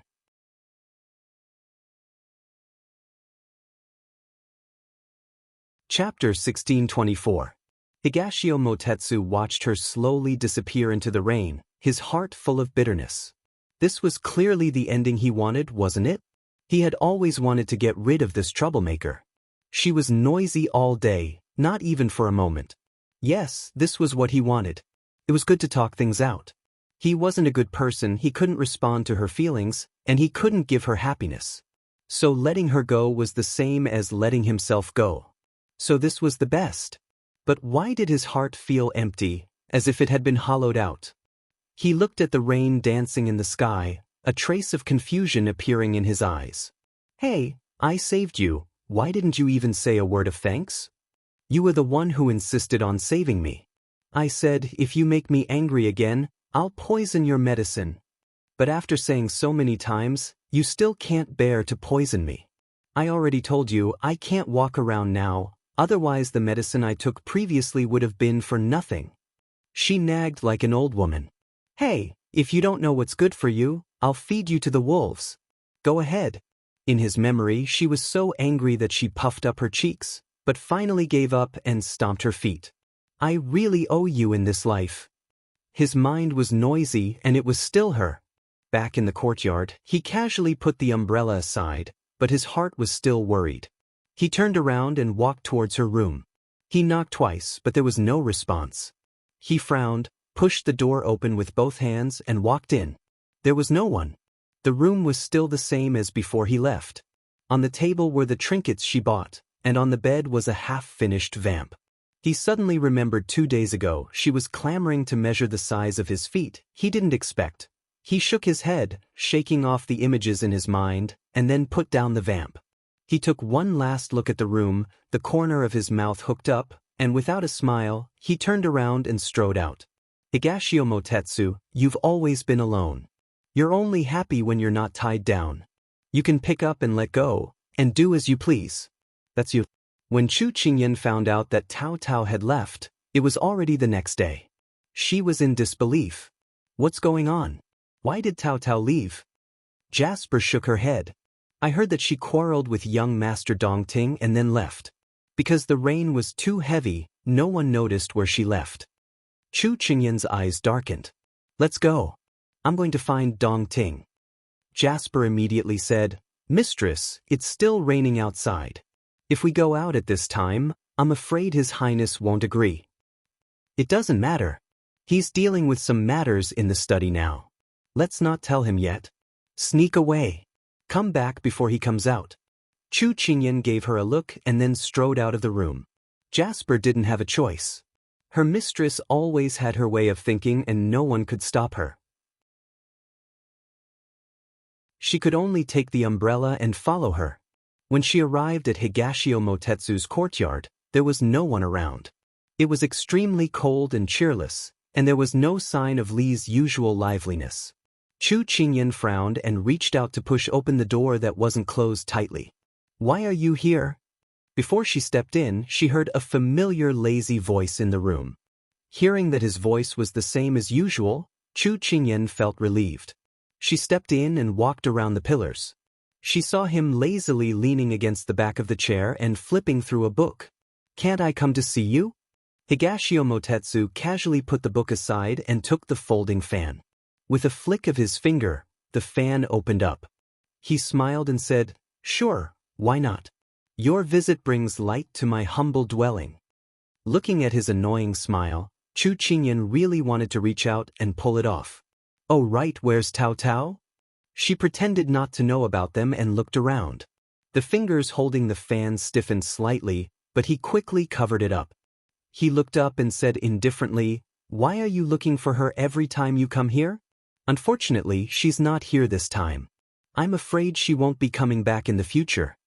The change in his tone was very obvious. Chu Qingyan, who had been paying attention to him, raised her brows. What's wrong? Did the two of you quarrel? I guess so. She had seen how Tao Tao treated him in the past 2 years. If it were in the modern era, there would be many girls who were so bold and daring to chase after him.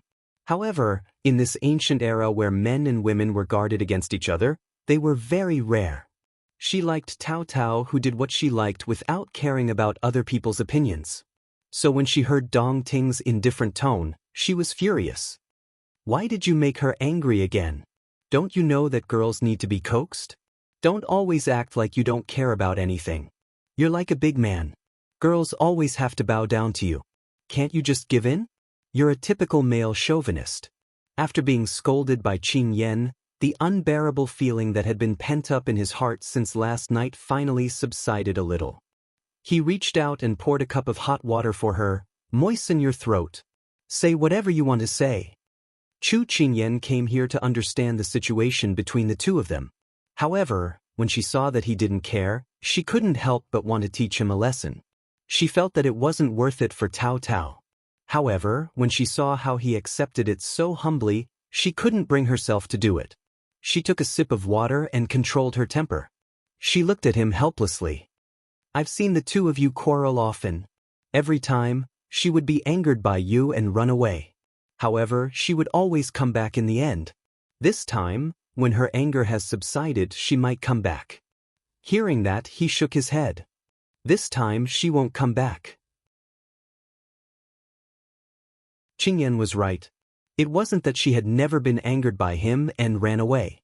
However, every time, she would come back on her own and ask him why he didn't look for her.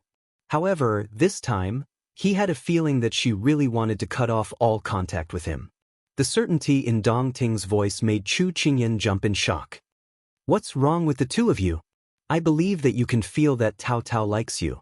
Don't tell me that after being together for so long, you don't have any feelings for her at all? I don't think so. Higashio Motetsu looked at the friend in front of him who really cared about him. His chest felt as if there were a lot of things that he wanted to say to her. However, in the end, he still swallowed them back down. He leaned against the back of the chair. He was so lazy that he seemed to have no bones. The folding fan in his hand swayed back and forth. Just because she likes me, does that mean that I have to like her? If that's the case, then wouldn't it be too easy to be Yu Lao? Wouldn't the men and women of the world be a mess? He had always been like this. The second time they met, it was when a girl was chasing after him. She knew that he wasn't wrong. However, after witnessing with her own eyes what Tao Tao had done for him, she felt that if he missed out on Tao Tao this time, he would never be able to meet such a girl in the future. Wholeheartedly, once you fell in love, you wouldn't turn back. Dong Ting, look into my eyes.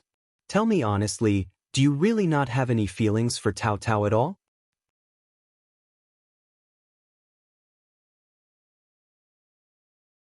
Chapter 1625. Qingyan's words made him grip the fan in his hand tightly. But, you don't dare to? So you're lying? Chu Qingyan crossed her arms proudly. Just as she was about to give him a blow, he suddenly lifted his head and looked straight into her eyes. Chu Qingyan's smile froze. Could it be that this guy really didn't like Tao Tao? She's a good girl.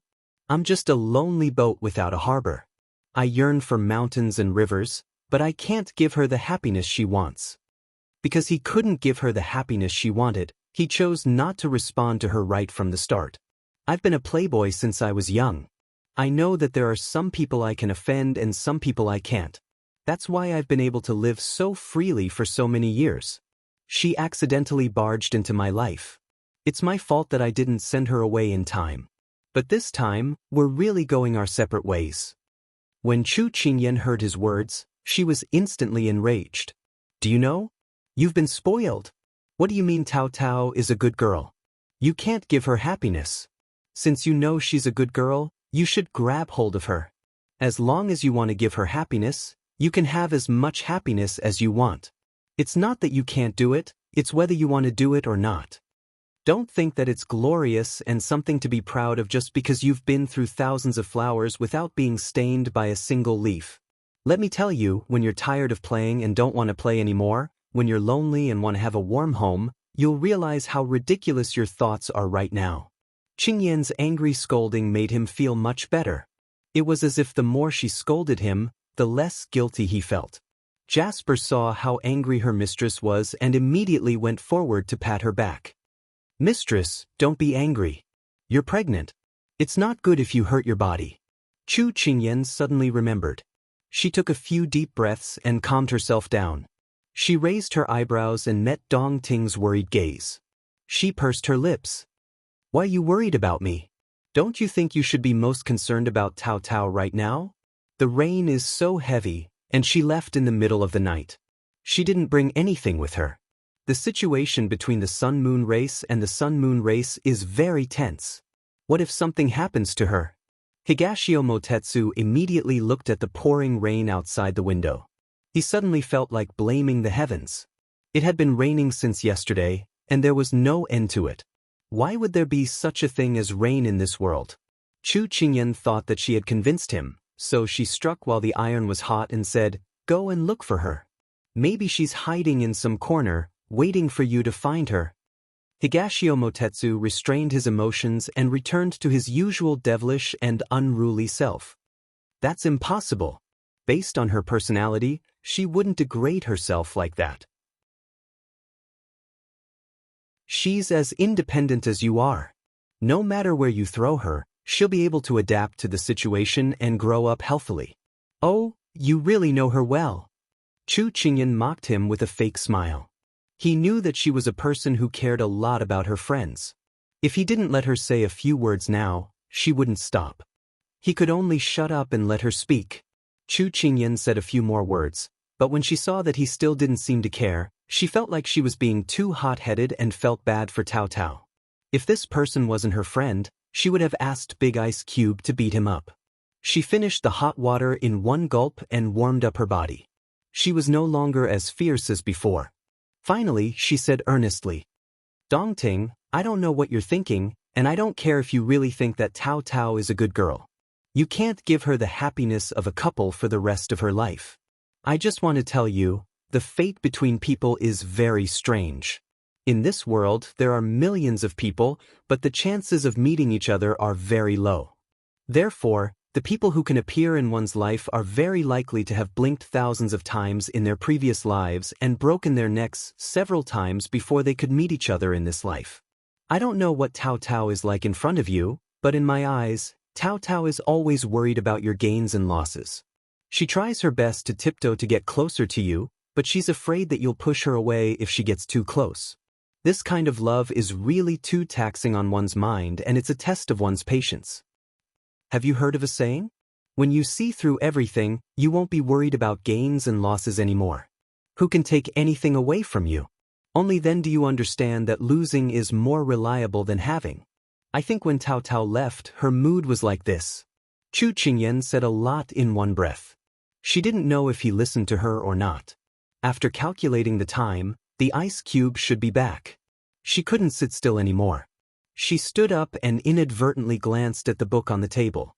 Suddenly, she understood something and turned to leave with Jasper. Higashio Motetsu was a little dizzy by her words. Or, he was so shocked by these words that he didn't even notice when she left. Unknowingly, the smile on his face had disappeared. He held his forehead, his heart in turmoil. He remembered Qingyan's last words. Dongting, do you know? I'm not worried that you'll miss Tao Tao, a good girl, but I'm worried that you'll fall in love with her unknowingly. When you realize it, she will have disappeared. Do you understand what I mean? Shouldn't the person in his heart be Qingyan? Why was he upset because of another woman now? However, what he was thinking more now was why the rain didn't stop. Where was the little witch now? Her clothes were all in the room. She didn't take anything with her. Would she be in danger? She was in the rain yesterday. Would she catch a cold? He looked at the umbrella standing in the corner and hesitated for a moment. Finally, he looked out of the window at the darkness. As soon as Chu Qingyan returned to the yard, a little meatball threw himself at her feet and hugged her. He raised his head and called, "Mother." Her heart melted when she heard that. However, when she looked up, she saw the person sitting at the table looking at her coldly. Obviously, he was going to blame her. The corner of her eyes twitched. How could he be so fast? Fortunately, her son was there. She could ask him to save the situation. Just as she was about to ask her son to help her get away with it, a cold voice sounded. It's useless to call for help. Her son shrugged at her. Mother, you're on your own. I can't help you. Chu Qingyan lowered her head helplessly. She'd better confess. Jasper had just experienced her master's threatening behavior in front of Higashio Motetsu. She also saw her master as well-behaved as a rabbit in front of His Highness. She couldn't help but feel amused. Only His Highness could subdue her master. After Chu Qingyan explained the cause and effect, she couldn't help but sigh. It's a pity that such a lovely girl like Tao Tao has to go through hardships. Xiao Su raised his eyebrows. Lovely? That little girl was not someone to be trifled with. She had a reputation as a prostitute and her disciple would not be a kind person. However, seeing the little fellow so concerned, he couldn't help but ask, "Do you think it's possible for these two people to be together?" Of course. Chu Qingyan's eyes lit up and she smiled slyly.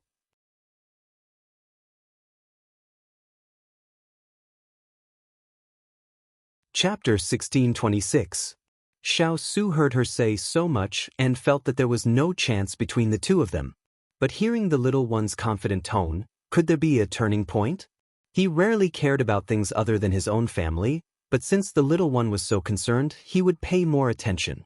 Perhaps this was the so-called love me, love my dog. Let's hear it. Sure enough, when he said this, the little one was like a cat that had stolen a fish and smiled very slyly. She chuckled and said, "When I was looking for Dong Ting today, I found him reading a book. It's an extremely profound and difficult book that explains crops. You don't know, he hates reading the most. Today, he actually picked it up and started reading.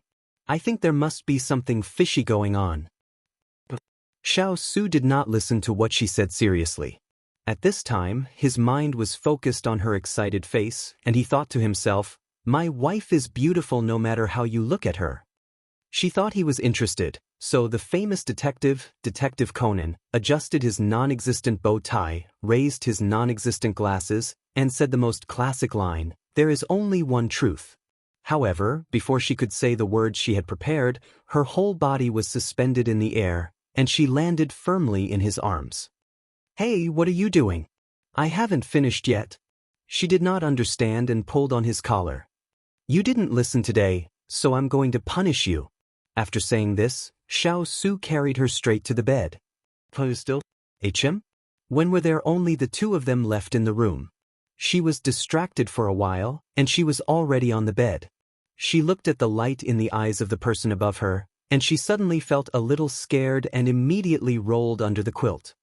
"It's broad daylight, don't think about doing those shameful things." She pulled the quilt up to cover her head, and sneaked out to breathe as she spoke. Looking at the furry head peeking out from the thick quilt, the feeling she gave when she was acting like a treasure just now was the same. No matter what she said or did, his wife was so cute that he could not help but want to dote on her. Xiao Su laughed lowly, and his deep and powerful voice sounded very pleasant in the quiet room, as if it was echoing in her ears. "It's cloudy outside, I can't see the sun." She had almost forgotten that this person was the best at arguing. "You're being unreasonable."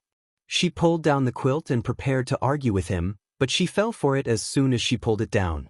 A certain someone had been waiting for an opportunity to attack. Now that the city gates were exposed, how could they not attack the city? Chu Qingyan was kissed until she was dizzy. Her whole body went limp and she had no strength left. At first, she felt a little guilty. Her friend was in a relationship crisis, and she was still here seeking pleasure. However, after seeing her family's big ice cube take off his mask and reveal his peerless beauty, she threw that little bit of guilt to the back of her mind. In this world, there were three things that could not be let down: delicious food, beautiful scenery, and beauties.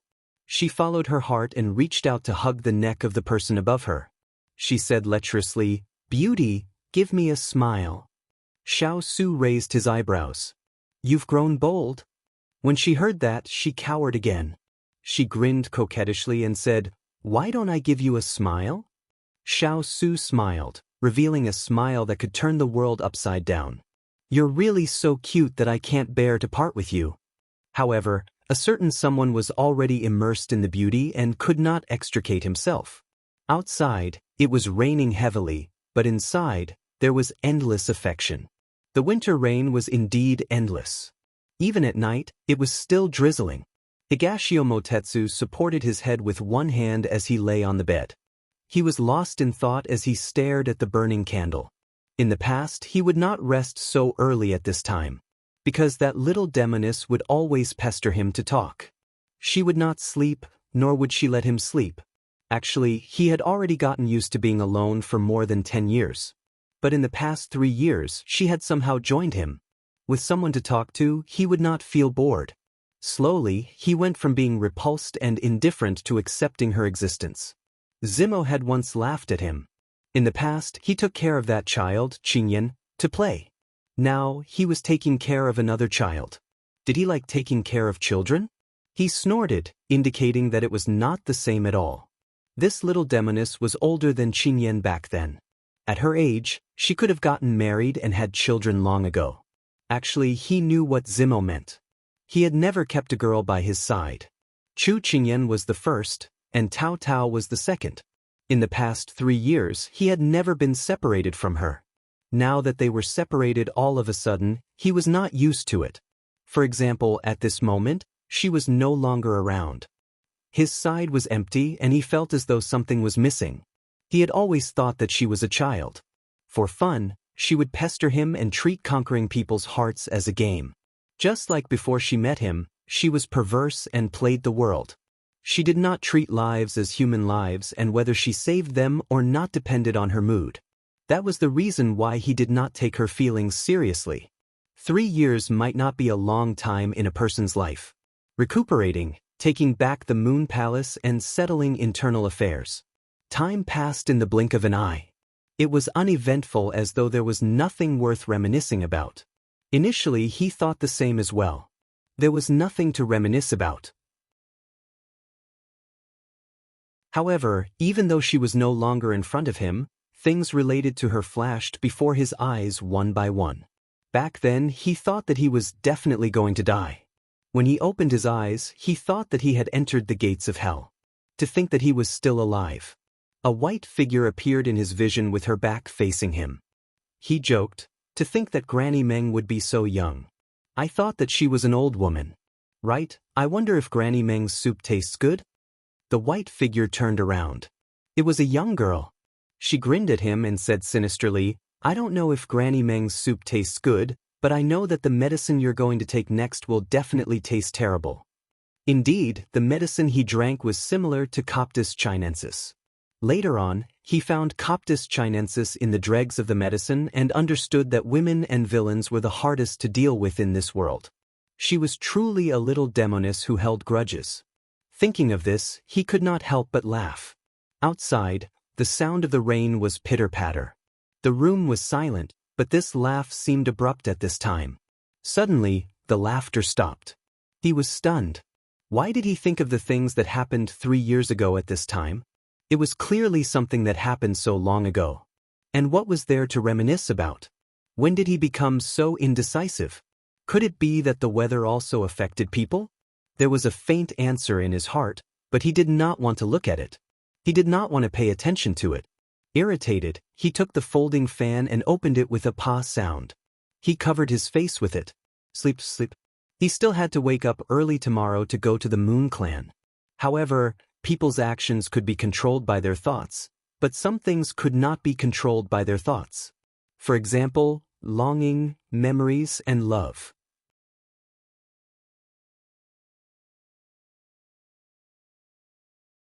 Chapter 1627.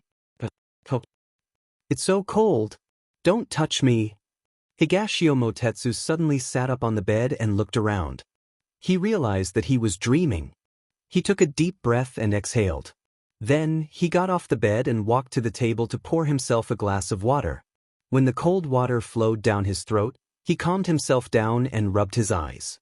There was a throbbing pain there. In his dream, she encountered a brown bear. She had nowhere to run and was screaming for help. When he was about to save her, the dream changed. She fell into the rain and her body was hot. She hugged her body and said that she was cold over and over again. When he was about to carry her, the dream changed again. She was dragged away by the Moon Tribe soldiers who wanted to kill her. He was in a hurry to rush over and woke up. When he thought of this, he pursed his lips and showed a self-deprecating smile. He was a little disappointed. In the dream, he was confused. He didn't think that this was not real. Based on her personality, she was not weak. Her martial arts were not bad, and she had medical skills to protect herself. There shouldn't be any problems. However, he couldn't control his worry. It was not impossible for these accidents to happen. If she got lost and walked into the deep forest, if she caught a cold in the rain and no one took care of her, if she encountered the Sun Tribe and the Moon Tribe and was used as cannon fodder, he needed to calm down. It was going to be a sleepless night. He turned and walked to the windowsill, wanting to get some fresh air. However, his gaze inadvertently fell on a pot of flowers placed by the windowsill. The dark green leaves were trembling in the wind, and there were a few buds on the branches, but they had not bloomed yet. A month ago, she had brought it back from outside. She had said that it was very similar to the roses that Qing Yen had told her about. She had even told him that it was called the love flower. When she had said that, she had smiled like a kitten. He only remembered that she smiled like a flower. Her hands were full of mud, but she didn't think it was dirty at all. He didn't pay much attention to what the flowers looked like. Plus, she was usually the one who watered the flowers.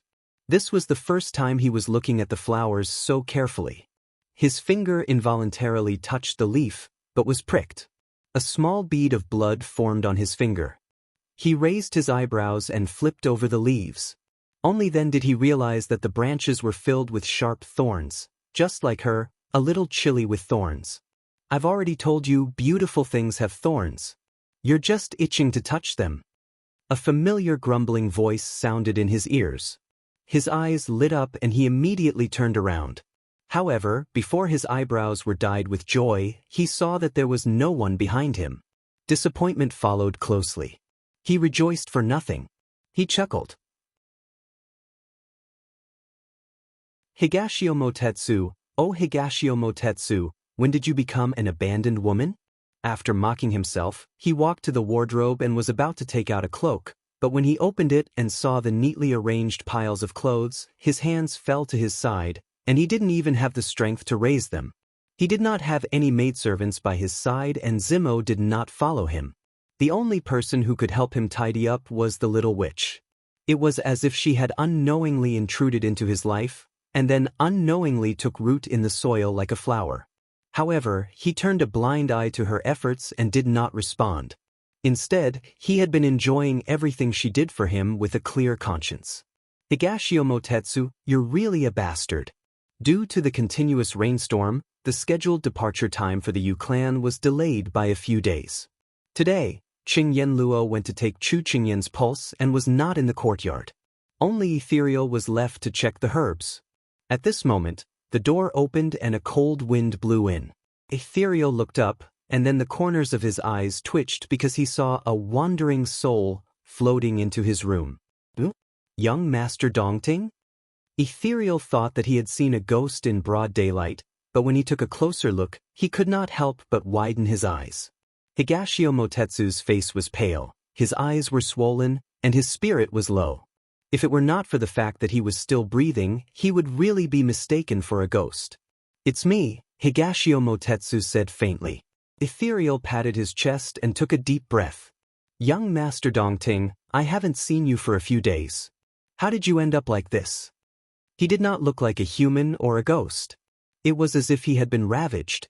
However, this person was so strong. Other than his master and the little princess consort, who would dare to torture him like this? Higashio Motetsu sighed faintly. I don't know. I can't sleep or eat recently. Can you take a look at me and see if I'm sick? Upon hearing this, Ethereal immediately stepped back and gave up the chair behind him. Sit down quickly. I'll take your pulse and see what's going on. Higashio Motetsu sat down obediently and stretched out his wrist, obediently waiting for his diagnosis. Looking at his series of movements, his eyes were empty and lifeless, as if everything was done unconsciously. Kongling was surprised. It seemed that this person was seriously ill. The elegant noble young master had turned into a walking corpse in just a short while. Ethereal did not dare to delay. He immediately placed his hand on his pulse and focused on feeling it. However, after half a day, he inexplicably looked at the person in front of him. This person's health was extremely good. Could it be that he had misdiagnosed? Young Master Dongting, stick out your tongue for me to see. The person in front of him was very cooperative. He pulled his eyelids and checked. In the end, it was confirmed that he was not sick. But looking at his appearance, Ethereal thought for a moment and said, Tell me about your situation. I'll treat the illness. When I sleep, I often have dreams. What do you dream of? Higashio Motetsu was slightly taken aback. He truthfully said, There are many dreams. Sometimes I dream of someone asking for help. Sometimes I dream of someone being sick. Sometimes I dream of someone being surrounded by fire. I can't sleep well. Every time I wake up with a start. Then what else? Ethereal continued to ask. I have no appetite. I can't eat anything. I can't concentrate on anything. I'll be in a daze all the time. I have no interest in doing anything. He even found the delicacies tasteless. At this point, Higashio Motetsu looked at Ethereal with a faint gaze. I've lived for so long, but I've never felt like this. Ethereal, tell me honestly, do I have some kind of terminal illness? After hearing about his illness, Ethereal had a vague guess in his heart. Don't worry first. Let me ask you. Don't hide it from me. Is the person in the abyss of suffering in your recurring dreams Miss Tao? Higashio Motetsu, who had seen through life and death from the moment he entered, finally had a hint of change in his eyes. How did you know? Do medical students like you have the ability to pry into people's dreams? Young Master Dongting, you must be joking. Ethereal shook his head. Then my illness, I already have an idea. What? According to my observation and your description, young Master Dongting, you are suffering from lovesickness. Higashio Motetsu was struck by a bolt from the blue. He was completely confused. What the hell? Lovesickness.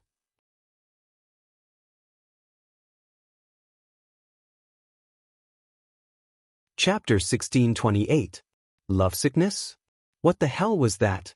He was a famous flirtatious young master in the pugilistic world. How could he have contracted such an illness? Higashio Motetsu looked at Ethereal with an unfriendly gaze and asked suspiciously, Ethereal, are you a quack? Ethereal rolled his eyes. If I was a quack, would you come to me? It was not like he had never encountered patients who doubted his medical skills. He did not feel angry at all. Instead, he patiently guided him. Young Master Dongting, calm down. If you don't believe me, then I'll ask you a few questions. Think carefully and recall before you answer me. Asking a few questions would not hurt him. Higashio Motetsu raised his chin. I'll listen to your questions for now. Ethereal could not help but shake his head in his heart at his tone of bestowment. However, he had seen patients no matter how big of a deal they were. They were nothing. The first question was, are all your dreams related to Miss Tao? Higashio Motetsu did not want to answer this question, but when he met Ethereal's gaze and remembered that he was here to seek medical treatment, he could not help but admit it with a straight face, yes. Even if it's not in your dreams, do you often think about things related to Miss Tao? Yes. After answering the first question, he was no longer so awkward and answered all the questions. Have you been eating the same food as before? Yes. Do you often feel empty in your heart, as if you have lost something? Yes. After asking a few questions in succession, just as Higashio Motetsu was about to lose his patience, Ethereal stopped asking and muttered to himself. Is there a result? What exactly is wrong with me? Ethereal looked up at him deeply. I'm even more certain that you are lovesickness. After talking for so long, it was still the same conclusion. Higashio Motetsu had the urge to flip the table. He looked at Ethereal sinisterly with a faint smile on his lips. Coupled with his sickly pale appearance, it was very strange and made one's hair stand on end. Although Ethereal had not spent much time with Higashio Motetsu, he had heard of his name. Flawless White Jade, but it was more appropriate to call him the Smiling Fox. Once he showed this smile, it meant that someone was going to be in trouble. Kongling had been through a lot. He had dealt with a few of these troublesome and frightening patients before, so he calmly stroked his chin and spoke with fervor and assurance. Don't worry, listen to my reasons. Higashio Motetsu. Your illness only started after Miss Tao left. You don't have to answer, just know it in your heart. At that time, it was raining heavily when Miss Tao left, and she was all alone, so you've had dreams of her falling ill or encountering bad people. The way you eat is different from usual. You have no appetite. I don't think it's because the food is not delicious, but because the person who was eating with you is not around. You feel uncomfortable and tasteless. You are often in a daze and can't concentrate because you have worries in your heart. It makes you uneasy and unable to feel at ease. At this point, Ethereal made a conclusion. Young Master Dongting, you are sick from longing and worry. Apart from that, your body is very healthy. The injuries you suffered a few years ago have also recovered well. So, there is no doubt that you are lovesickness. After hearing Ethereal's words this time, Higashio Motetsu's heart did not surge with anger. Instead, he was confused. He was shaken by Ethereal's words. But if he admitted that he was lovesickness, wouldn't that be admitting that he was impossible? He was the one who made her sad and drove her away in anger. In retrospect, if he really did have feelings for her, wouldn't that be slapping himself in the face? He had been proud and conceited all his life. How could he do such a foolish thing? He was known as the romantic young master. How could he not understand the world of love? It was impossible that she did not know his feelings. Empty Spirit had said so much, it must have been all nonsense. Ethereal saw the constant changes of emotions on his face and did not know what he was thinking. But as a doctor and a friend, he felt that there were some things that he still had to say.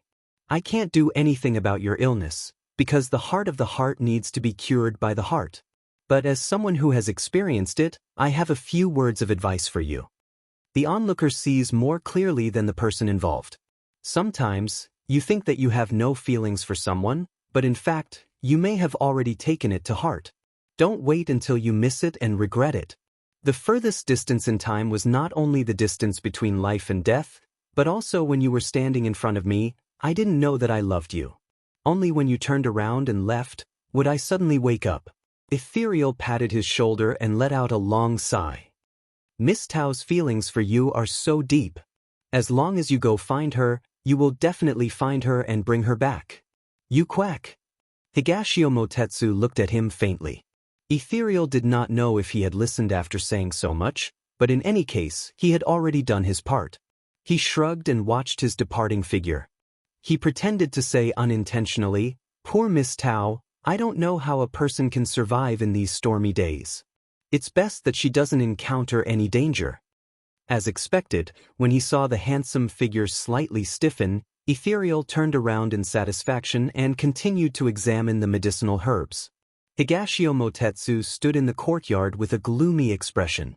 It was rare for him to take the initiative to seek medical treatment, but he actually received this kind of result.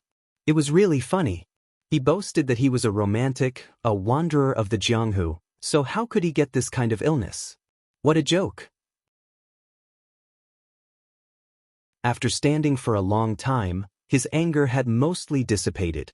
Lunch was also served. He sat down with a serious expression, holding his chopsticks and staring at the dishes on the table. The dishes looked, smelled, and were all delicious. It could be seen that the kitchen had put in a lot of effort.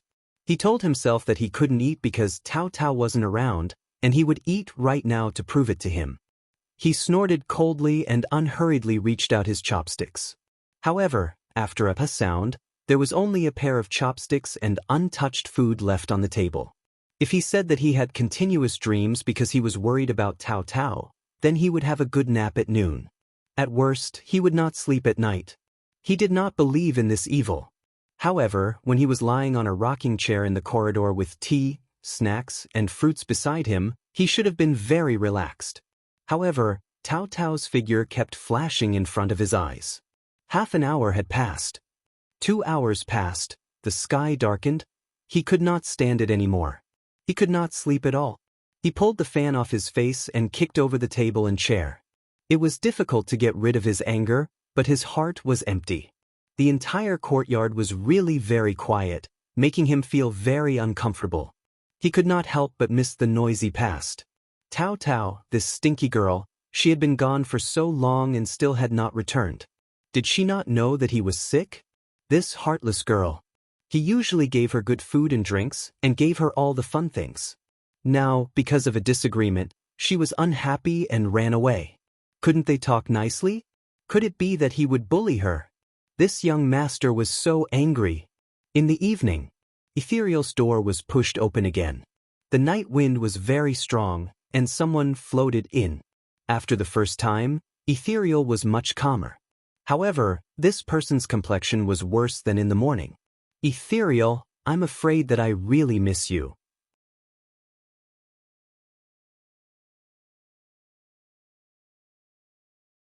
Chapter 1629. After Higashio Motetsu left, Cheng Yenluo returned and asked in confusion, "I saw young Master Dong Ting on the way here. What happened to him? He seems to have suffered a great blow." Ethereal smiled. "It's nothing. He's sick." "You didn't prescribe him any medicine?" "He found the medicine himself and was cured." Lovesickness was the reason why one would not be lovesick in one's life. Higashio Motetsu returned from Ethereal's place. He smiled bitterly when he learned that there was really no way for him to go to the Moon Clan this time. He had to go and get his medicine back. He was a man of action. Once he decided to do something, he would do it immediately. Just like now, he was already standing in front of Chu Qingyan. She knew that Dong Ting had gone to look for Ethereal twice, but she didn't know the specific reason. She saw that his face was pale and couldn't help but worry. "Why do you look so pale? Did you catch a cold and fall ill?" Higashio Motetsu smiled at her and the gloominess in his eyes faded. "I'm fine. Don't worry." She was relieved to see that he was in good spirits. She had been paying attention to his expression and was surprised to see the bag on his shoulder. Are you leaving? Higashio Motetsu nodded. He placed the bag on the table and sat down leisurely. I'm here to say goodbye. I won't be able to accompany you to the Moon Clan this time. Chu Qingyan rolled her eyes when she heard this. She suddenly understood and was delighted. Are you going to look for Tao Tao? He couldn't help but touch his face when he heard this. He chuckled and asked in confusion, Am I that obvious?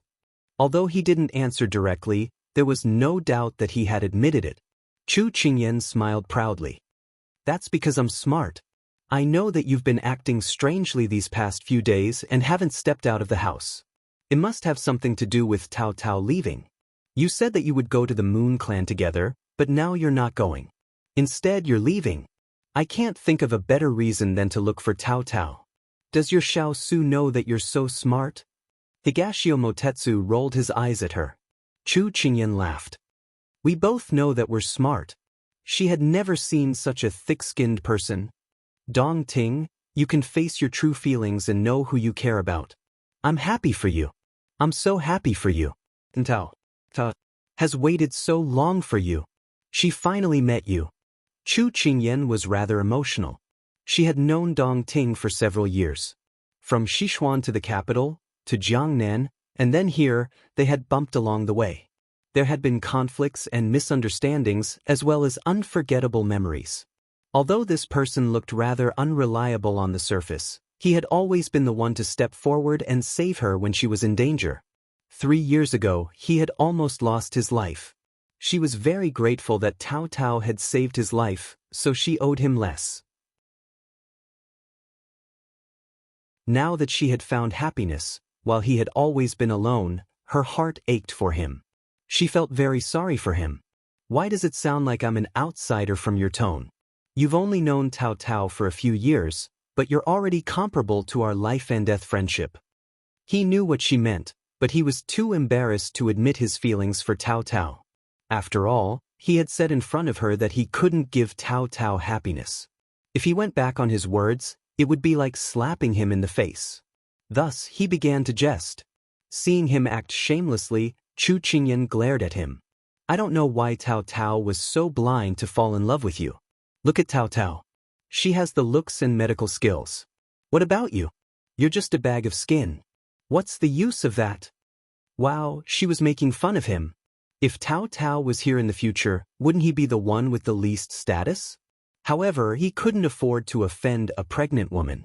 He couldn't afford to offend Xiao Su's woman. Higashio Motetsu sighed and didn't argue with her. Since they were about to part, the two of them started to talk. I realize that it's been a long time since we've sat down and had a good chat. I really miss the time in Jiangnan. She couldn't help but sigh. There's no helping it. You've been plagued with misfortune and haven't had a peaceful life. Even if you've settled down these past few years, you've been busy giving birth to children, getting married, raising children, and now you're busy giving birth to children. Sigh, seeing how busy you are, I don't want to disturb you. Besides, that person in your family is still eyeing you covetously. I'm afraid that he'll destroy the Moon Palace if he's unhappy. Otherwise, he wouldn't be able to afford it. How could her big ice cube be so bad? However, he was indeed busy. She was busy and so was he. Later on, when she saw Tao Tao chasing after him, she took a break from her busy schedule and watched with amusement. He put his hands behind his head and leaned back in his chair. Looking at the drizzling courtyard, he smiled softly, his eyes filled with reminiscence. I still remember the first time I saw you. You were so short that you didn't even reach my chest. The second time, you played tricks on me. At that time, you guarded against me like I was a thief. It's funny when I think about it. Isn't it because you're a gentleman on the beam? I'm lucky that I didn't have a heart attack because of you. She felt indignant for herself. The two of them talked about looking for medicine for Xiao Su, visiting the Three Kingdoms, business in Jiangnan, and the civil strife in Sichuan. As they talked, there were more things to talk about. However, the sun would set sooner or later. Time would come to an end. He stopped talking, put down his teacup, and stood up. It's getting late. I should be on my way. Otherwise, it'll be dark soon. Chu Qingyan looked up at the sky. As expected, it was getting late. She looked at her good friend in front of her and felt a little reluctant to part. Why don't you have dinner before you leave? He shook his head. Don't be an eyesore in front of me. Go. Although she was reluctant, his happiness with Tao Tao was more important. She couldn't help but wave at him in disdain, as if she couldn't wait for him to disappear. She always said one thing and meant another. Higashio Motetsu laughed in his heart. However, after Chu Qingyan finished speaking, he didn't leave. Instead, he walked in front of her, his eyes full of smiles. Before you leave, you're not going to give me a hug? Are you going to send me off? Chu Qingyan rolled her eyes at him. Why was this person so sentimental? Why was he so sentimental? However, she still reached out and hugged him in disdain. No one knew that when he hugged the girl he had cared about for 8 years, his eyes instantly turned red. I'm leaving. I don't know when we'll meet again. You have to take care of yourself. Qingyan, I liked you. I liked you very, very much. But this time, I'm going to let it go. Seeing you happy, I think it's enough. I'm afraid I won't be able to accompany you in the future. Now, I'm going to catch that little witch who stole my heart. This time, I'm saying goodbye to my past self for 8 years. I'm also putting an end to this relationship.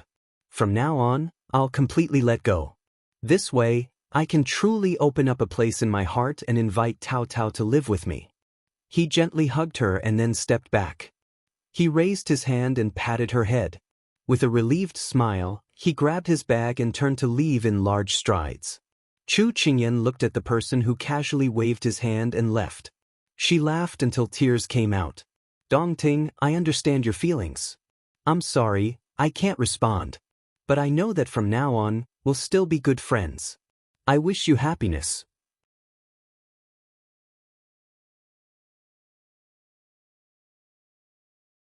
Chapter 1630. Chu Qingyan watched as the figure left and did not notice that there was another person beside her. You can't bear to part with him? A voice rang out beside her ear, and she could not tell the emotions in it. However, after being together for so many years, she could decipher the meaning behind his words. If you can't bear to part with that brat, I'll get someone to beat him up. If you can't bear to part with that brat, I'll still go and beat him up. If you deny it, I'll reluctantly believe you and consider not beating him up. Chu Qingyan turned around and hugged his arm, smiling fawningly. I'm not reluctant to part with him. When did you come? If it were any other time, he would have hugged her back, but he did not. She had a bad feeling about it.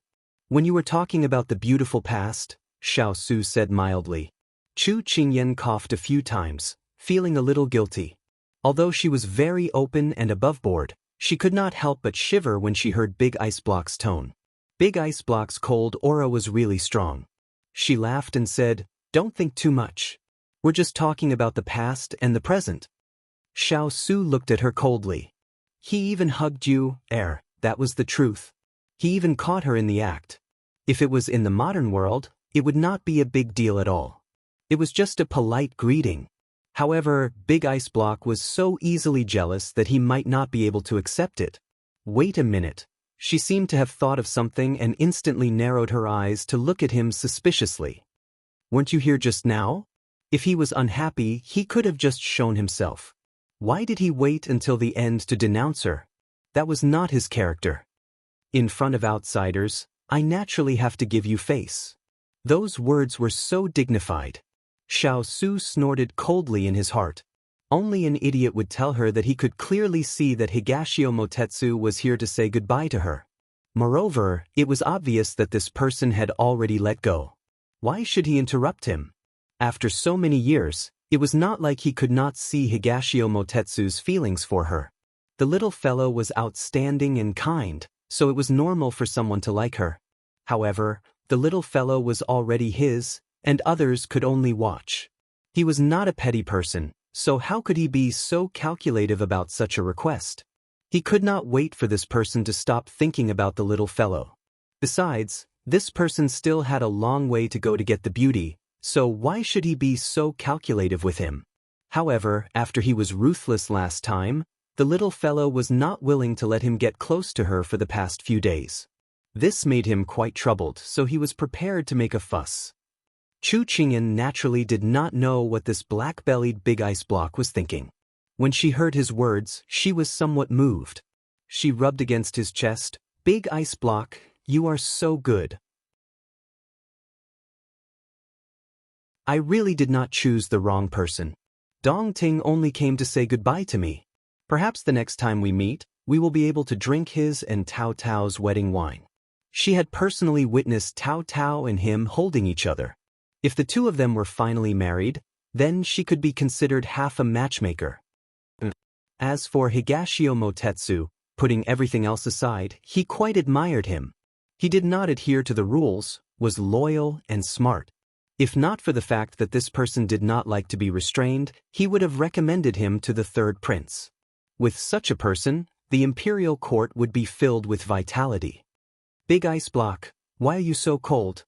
She was somewhat dissatisfied with his cold appearance.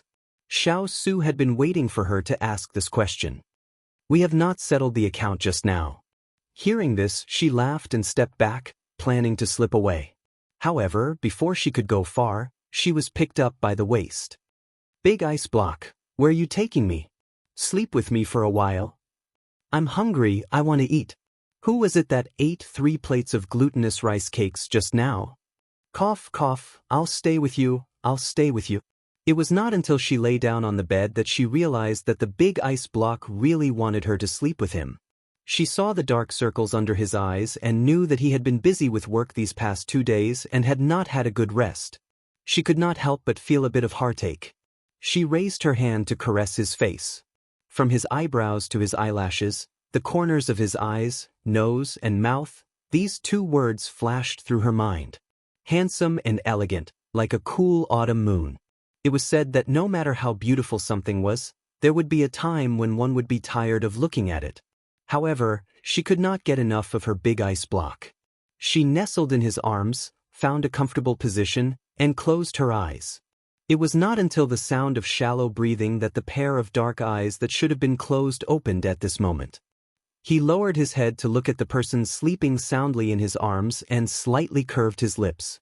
Compared to many people in this world who could not obtain love, he thought that he was very lucky. He had obtained the heart of one person and they would never leave each other. Pulling up the blanket on her body, Xiao Su kissed her eyes. Then he pressed his forehead against hers and closed his eyes. Higashio Motetsu did not know who was speaking ill of him behind his back. Walking on the street, he sneezed a few times. But it was strange.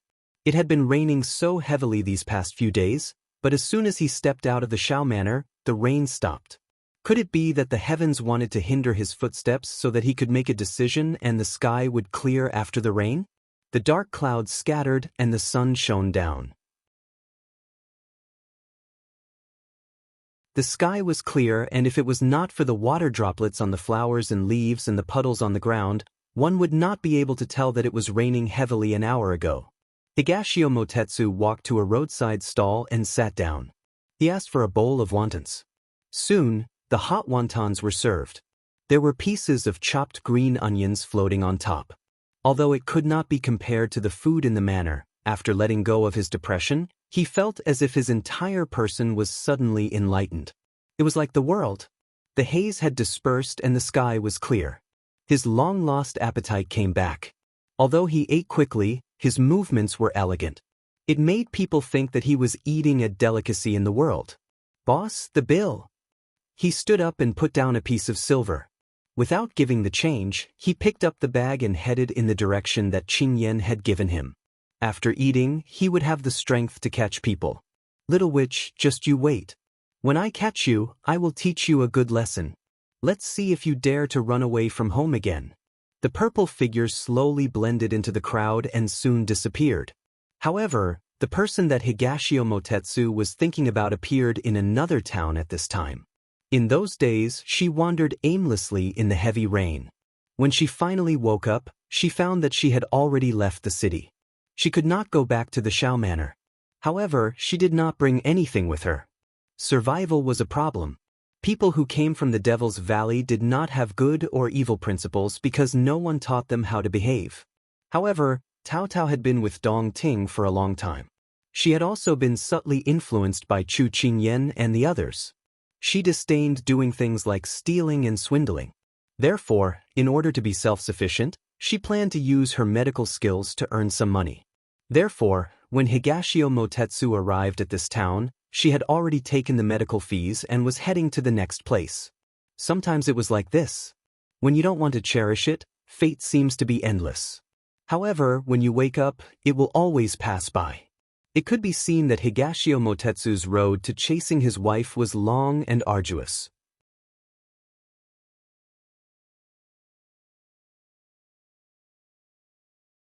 Chapter 1631. As soon as the weather cleared up, Xiao Su and the others set off. Compared to the gloomy weather of the past few days, these few days could be said to be sunny, making people feel comfortable. After a long journey, they stopped by the roadside to rest and make lunch. Because they took a shortcut to the Yu clan's capital and didn't go through the town, they took mountain roads. At this time, there were mountains in front of them.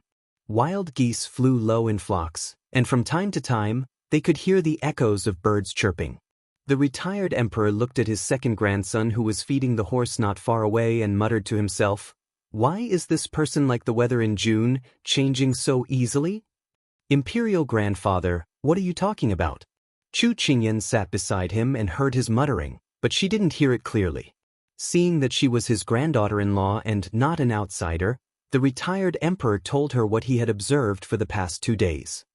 "Didn't the incident with Gong Sun Shui happen some time ago? I saw that his mood was not right. I tried to persuade him several times, but he said he was fine. But when there was no one around, he was always in a daze. Now that he seems to be fine, I feel uneasy. Could it be that he was shocked and became stupid?"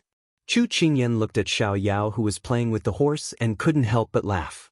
It seemed that Imperial grandfather didn't know the inside story, so she told him about the fight between Big Ice Cube and Xiao Yao.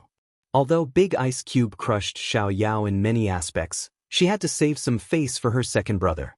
She didn't tell him the process, but directly told him the result. She thought that the retired emperor would feel sorry for Xiao Yao, but the result was, why didn't eldest brother beat him more? I see that he is still alive and kicking now. It must be because eldest brother didn't beat him enough. This stinking brat actually wants to play mind games with me. He's so stubborn. How could he possibly hide it from my eyes?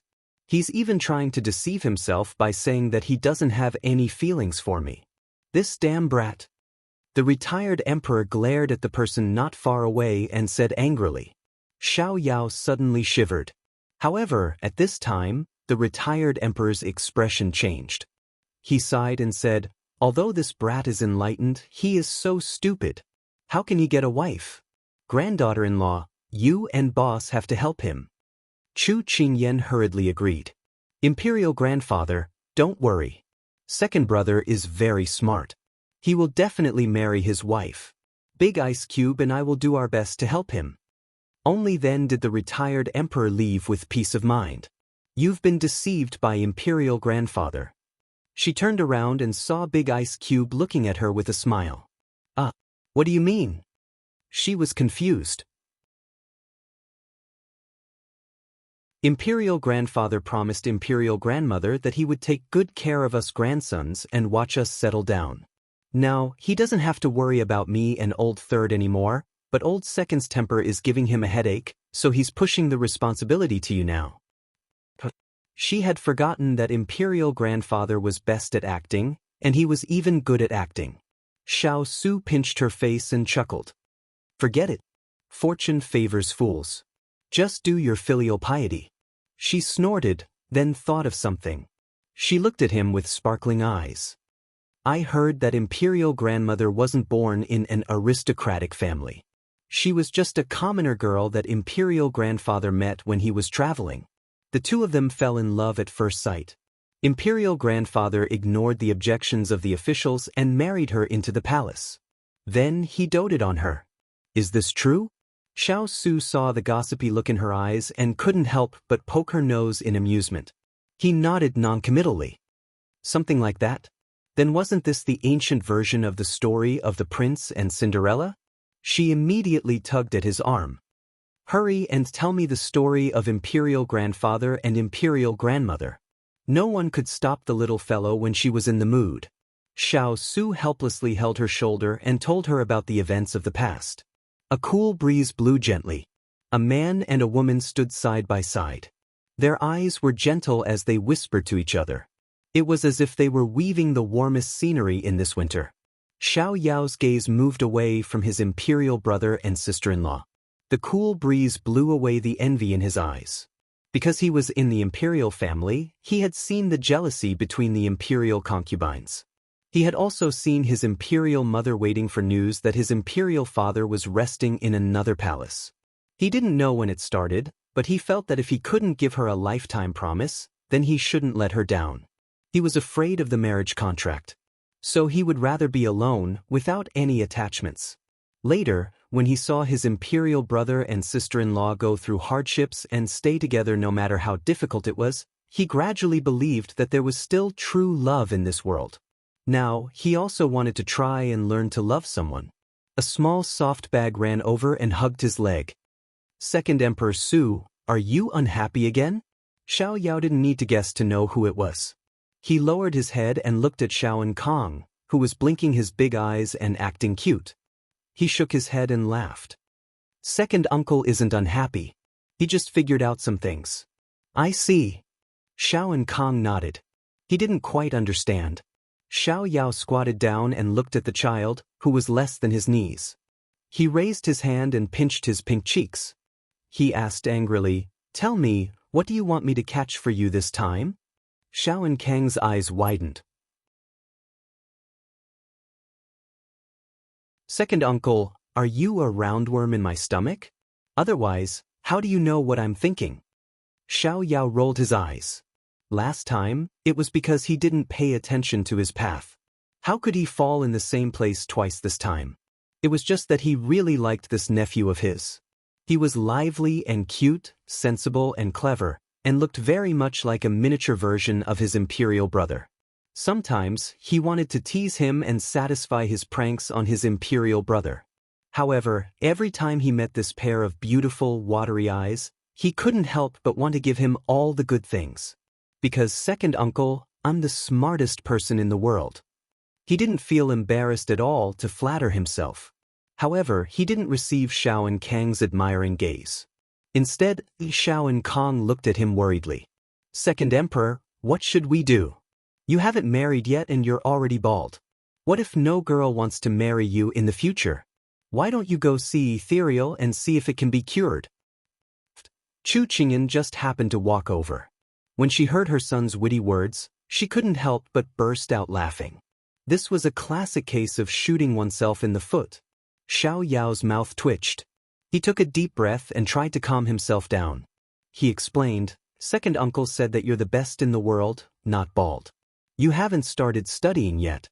Second uncle doesn't blame you. Who knew that as soon as he finished speaking, Xiao and Kong became even more worried. Second Emperor, great-grandfather said that you're the stupidest person in the world, but you say that you're the smartest person in the world. Do you have a narcissistic disease? Afraid that he wouldn't understand, Xiao and Kong tugged at his mother's clothes and said anxiously, Mother, quickly tell Second Emperor what a narcissistic disease is. Chu Qingyan held her waist and laughed so hard that she almost couldn't breathe. Meanwhile, Xiao Yao was already running away in tears. Was he really that stupid? Even children bullied him.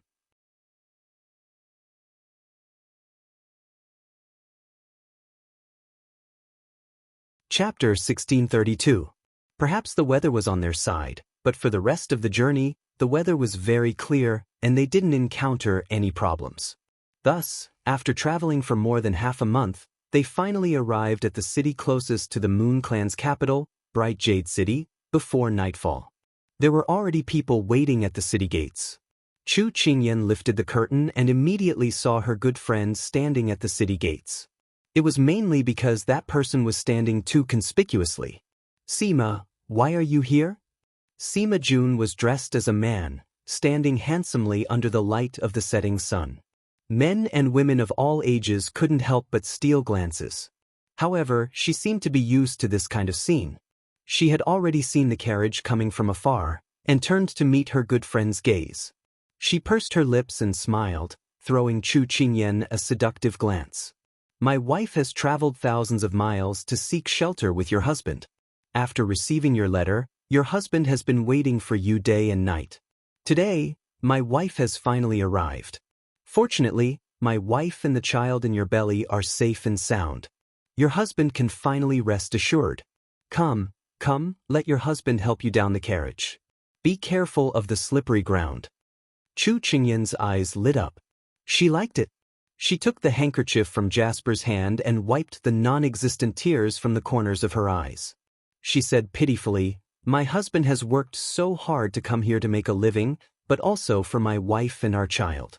I feel guilty that I can't share your burden." When the men and women saw that such an outstanding couple was husband and wife, they were somewhat envious and jealous. However, more people were touched by the love between the husband and wife. Of course, these people didn't include the ashen-faced Xiao Su and Ji Linyang. They had only looked down on them in the blink of an eye, and they had already cuckolded them. It seemed that they had spoiled them so much that they didn't know the immensity of heaven and earth. At this moment, on the busy road, the two of them were acting out a tragic love story. "My wife, don't say any more. Your husband is useless." Sima Jun pounded his chest in grief. Ji Linyang's eyebrows twitched. "My husband, don't blame yourself. As long as our family stays together, your wife will be satisfied." Chu Qingyan wiped the tears from the corners of her eyes again. Xiao Su's mouth twitched. The passers-by and spectators also wiped their tears.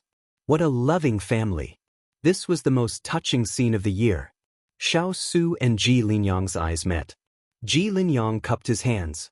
"My wife says a joke today." Xiao Shuyang nodded apologetically. "Same here." With that, the two of them picked up their troublesome daughter-in-law at the same time and turned to leave. However, the two of them were playful. Sima Jun's Chu Qingyan choked on her tears. Jun Lang, she's her husband's Xiao Su and Ji Linyang immediately quickened their pace. One of them was brought into the carriage, while the other was stuffed into the carriage. Then, they quickly headed into the city. The loving scene just now had been forcibly separated. The spectators' imaginations were too great. They imagined the story of two bullies kidnapping a woman. Wait, wasn't Jun Lang a man? Why would a bully kidnap a man? However, this wasn't important. The spectators wouldn't stop gossiping. They had already left, but the story they left behind was still being talked about enthusiastically. When they arrived at the inn, Chu Qingyan and Sima Jun looked at each other and saw the gloom in each other's eyes. Who asked that person to be so jealous? He was even jealous of a girl. They couldn't help but sympathize with each other. On the way here, they had to give up land and pay compensation before they let them go. It was hard to tell outsiders. Meanwhile, Xiao Su and Ji Linyang looked at each other and saw the satisfied smile in each other's eyes. Great minds think alike. After a few glances, they became close friends. Because there were many of them on this trip, Ji Linyang booked a courtyard in this inn and walked directly into it. When Chu Qingyan stepped into the courtyard, several snow-white balls pounced on her like round snowballs. Xiao Su was the first to react. He quickly hugged the little fellow and took a few steps back, avoiding Bai Yutong's enthusiastic wolf claws. Bai Yutong and the others were stunned. Wasn't Master in front of them just now? Where was she? Then, they turned around and saw the cold-faced male Master and the person in his arms. Oh, it was the Master they missed the most. They were so excited that they wanted to pounce on her again. However, they were deterred by the male Master's gaze. As the big brother, Bai Yutong still had some eyesight. It noticed that the male Master was protecting his master's belly with both hands. Could it be that Master was injured? This time, they didn't dare to be rash. They walked forward in small steps and circled around their master. They sniffed here and there and soon confirmed that they were going to have a new little master. The three of them happily circled around on the spot and howled softly. Sima Jun looked at these silly and adorable animals. It was hard to imagine that these were the noble and proud snow wolves that had followed them all the way. Were they sure they weren't the three fools? Chu Qingyan missed the three of them very much. She bent down and stroked their heads. She smiled and said, "Bai Yutang, snowflake cake, glutinous rice ball, I miss you guys very much. But you guys were too enthusiastic just now. You have to be more careful in the future because I have a baby in my belly." Bai Yutang and the others howled in unison to show that they understood. Then, the three of them went to greet their little master. Not long later, Chu Qingyan saw her son being carried on by Yutang's back. His two little hands were tugging on his furry ears. He laughed happily and even shouted, "Go, go, go, Bai Yutang, run." It turned out that he was treating the snow wolves as horses. Father Chu also hadn't seen the three of them in a long time. Soon, the three of them happily played together. Xiao Su indicated for Hua Ling to arrange for people to protect them. Then he entered the hall. At this time, Father Chu was holding his little grandson high up in the air. Bai Yutang and the others were squatting together to discuss how to divide the spoils. Bai Yutang, when Master gives birth to a new little master, Master Kong will be mine. Snowflake Cake, I have no objections. Little sister, there are two little masters in Master's belly. One is yours and the other is mine. Glutinous rice ball, deal. All right, from now on, the little masters will be protected by us. Actually, Snowflake Cake and Glutinous Rice Ball's feelings were like this. Snowflake Cake, Mom, I don't need to fight with Big Brother for the little master anymore. I will also be a wolf with a little master in the future. Glutinous Rice Ball, Bao Bao will finally have a little master. Both big brothers are too bad, always hogging Master Kong. Little masters, quickly grow up and be born.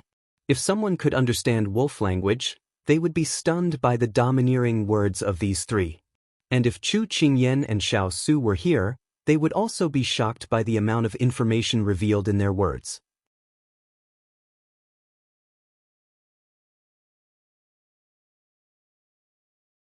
Chapter 1633.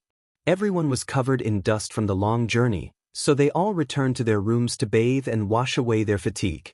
After eating some hot food to warm their stomachs, they gathered again to discuss matters. Sima, shouldn't you be by Jean Xian's side? Why are you here? Chu Qingyan was puzzled by their appearance. Sima Jun sighed and looked defeated. It's all because the person you nurtured is too smart. We can't use her talents. Ji Linyang glanced at his wife lovingly. He didn't expose the excuse she had casually made up. Chu Qingyan looked at him suspiciously. It's not your style to back off. Tell me, are you hiding something from me? Sima Jun turned to Ji Linyang and shrugged. See, this little girl is so smart. She could tell at a glance that I was lying to her. Then she leaned back in her chair and said with a face full of despair, "This is all his fault. Let him tell you." Ji Linyang smiled gently, then held his wife's hand and interlocked their fingers. He looked up and announced to everyone, Jun Yao is already 3 months pregnant, so we are temporarily withdrawing from the conflict between the Sun and Moon clans. It was really a double blessing. Everyone congratulated him. After Chu Qingyan was happy, she glared at Sima Jun, "You're really good at keeping secrets. If we hadn't come this time, who knows when we would have found out." Sima Jun sighed and said, "What's so good about it? I can't climb up or down in the future. I can't go anywhere. It's like breaking my wings. Forget it. I thought I could enjoy being treated like a treasure because I was pregnant, but look what happened. I can't eat this, I can't eat that, I can't play with this, I can't play with that. Qingyan, what's the meaning of life?" Chu Qingyan was amused by her sad tone. "Don't say things so early. When you wait for the child in your belly to grow up, you'll love it very much." Sima Jun rubbed her slightly bulging belly and smiled gently. Who knows? Chu Qingyan's impression of Ji Linyang was that he was an expert who knew when to advance and when to retreat. He was always serious, and it was only when it came to matters concerning Sima that he would show the 7 emotions and 6 desires that a normal man would have. For example, when he announced the good news just now, his entire being was shrouded in red joy. Now that he was accepting everyone's congratulations, his eyes seemed to be shining, filled with pride and joy. I think that the one in your house is really happy, just like my ice cube. Sima Jun followed Chu Qingyan's gaze and saw Ji Linyang asking Xiao Su about what to take note of during pregnancy like a beginner. Instantly, he imagined the two stay-at-home dads discussing milk bottles and pacifiers every day. The contrast was so cute that it couldn't be any more fun. Thus, in this joyous atmosphere, the group began to discuss the upcoming itinerary. Ji Linyang shared the information he had gathered with everyone. Something seems to have happened in the capital these past 2 days. The entire city is under martial law. I think we should wait for 2 days before going in. We'll act after the storm has passed. Xiao Su did not have any objections. Water Spirit, is there any news from Pigeon Feather these few days? Because she hadn't been able to find Feng Ling's whereabouts, Xue Ling's mood was very low, but at this moment, she forced herself to calm down and stepped forward to reply. The last time Feng Ling appeared was in the Serene Moon sect half a year ago. After that, I haven't heard any news about him. Xiao Yao had been focused on hurrying along recently and did not hear that Wind Spirit had anything to do with the Yuyue sect. When he heard those 3 words, he could not help but think of that cold person. He did not know how she was now and whether Wind Spirit's matter had anything to do with her. Xiao Su nodded. Looking at his capable subordinate's dejected expression, he sighed in his heart. Water Spirit, have a good rest these 2 days. Contact Pigeon Feather and get Hua Ling to assist by the side. Water Spirit knew that her master was concerned about her and left after thanking him. The discussion was more or less done. Everyone's faces also showed signs of fatigue, so they all went back to rest. Xiao Yao stood in the courtyard and looked in the direction of the capital city. His eyes were filled with longing. He had finally come to the place closest to her. At the same time, the person he missed was riding a horse towards Bright Moon City. Sect Master, our people found that the person who stole the token is heading in this direction. Qiu Tong rode a horse and followed her all the way, making use of every opportunity to report. At this time, the cold wind was biting cold, causing one's face to hurt, especially when they were riding at such a high speed. Gong Sun Shue's expression was very cold, colder than the night. She went out to settle some matters today and found that the token that could command the 3 armies was missing when she returned. After investigating the truth, it was actually a servant that her good sister, Gong Sun Fei, had placed by her side to steal it while she was not around and moved it overnight. She did not need to say how important that token was. Damn it. Such a mistake actually happened at this time. She could not sit still at all and brought a few people to chase after them. Qing Yu, who was following beside her, looked at the dark road in front of her and was a little hesitant. Sect Master, could this be a trap? Gong Sun Shue's eyes sharpened. How could she not have considered this? This theft was full of loopholes and left so many traces. Wasn't it to bait her? However, they had really calculated correctly. She had no choice but to come. The token is extremely important. No matter what, we have to bring it back. The moment the cold voice fell, everyone immediately responded. Tens of people on horses quickly approached Bright Jade City. In the dark, a black-robed man stood with his hands behind his back. If Chu Qingyan and the others were here, they would definitely recognize this person as the leader of the black-robed men who had led people into the Xiao residence that day. How is the matter? This subordinate just received news that Sect Master Yuyu has already left the capital city and is now leading people towards Bright Jade City. As expected, she knows it's a trap but still chased after us. Very good, very good. The leader of the black-robed men laughed loudly, extremely happy.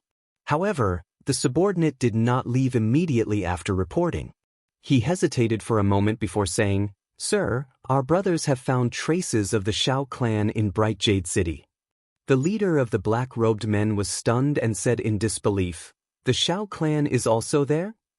"Yes, they just entered the city today. Do you think Sect Master Yuyu will join forces with them and bite us back?"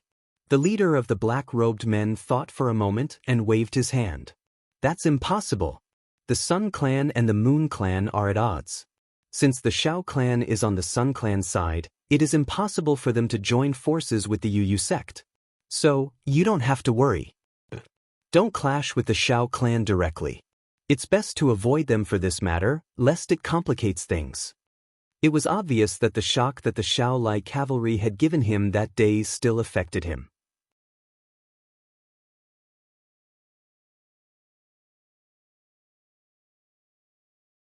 Chapter 1634. The Yu clan's capital city was heavily guarded. They could only enter and not leave, so they could only stay in the inn for the time being. After staying here for a day, the two pregnant women could no longer sit still. Xiao Yang, the baby wants to go out and play. Sima Jun stuck out her belly and said righteously. Ji Linyang looked at his wife who wanted to use the baby as an excuse to sneak out. He couldn't help but find it funny. At this time, Chu Qingyan was also encouraged by Sima. She couldn't help but tug at her big ice block's hand. I want to go out and play. Seeing his wife's sparkling eyes, how could Xiao Su bear to reject her? Thus, the two expectant fathers looked at each other and reached a consensus. Young Master Ji, are there any places to visit here? Xiao Su asked Ji Linyang. He had arrived here a long time ago, so he was more familiar with the terrain than Ji Linyang. Sima Jun heard that there was hope, so she grabbed Xiao Yang's arm. Phoenix Food Street, West Lake, Twin Towers. A list of scenic spots popped out of Sima's mouth. Ji Linyang stroked her head and nodded with a smile. He turned to Xiao Su and said, we can walk around West Lake first, then go to Phoenix Food Street for dinner in the evening. What do you think? Sima Jun was speechless. Why did it feel like he was petting a pet? But in order to go out and play, she endured it. Xiao Su didn't answer. Instead, he lowered his head and asked his wife, what do you think? Chu Qingyan felt that it couldn't be any better. She hurriedly nodded. Xiao Su smiled and looked up at Ji Linyang. Then it's settled. I'll get someone to arrange a carriage now. You can arrange 2 people to lead the way. The two expectant fathers hit it off and went their separate ways.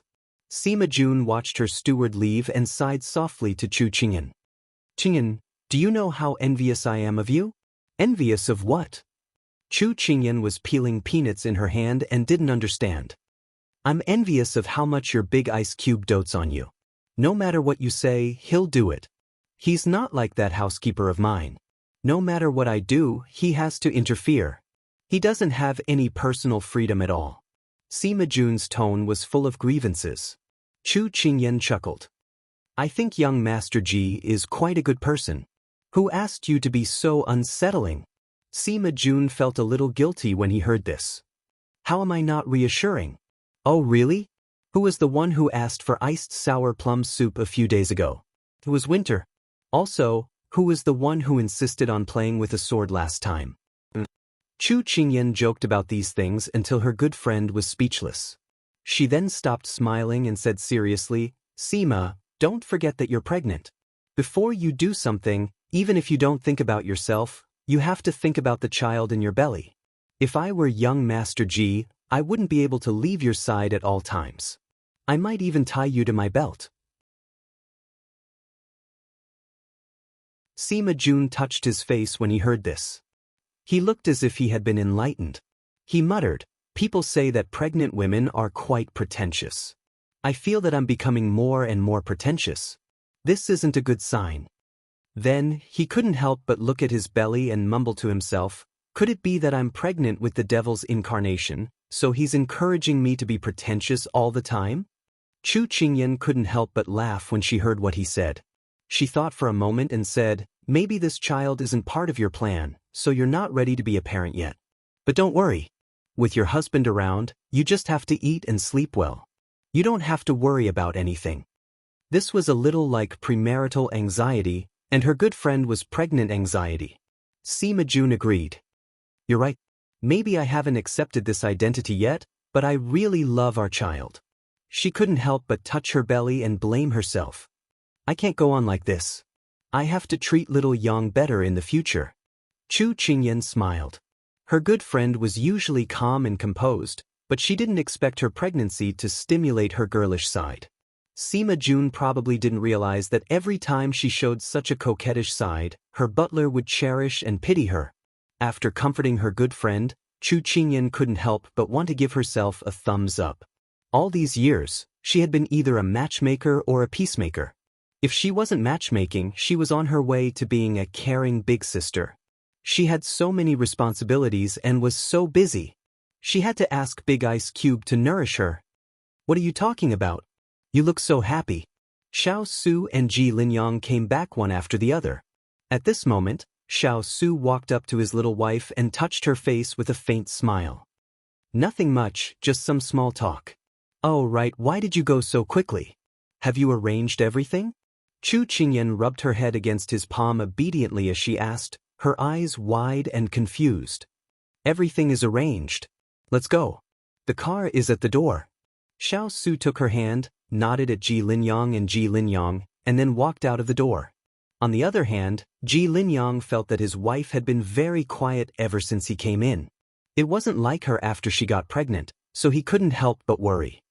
"Are you not feeling well?" Sima Jun sat quietly and looked at him. She shook her head. "No, the child and I are fine." Ji Linyang was relieved.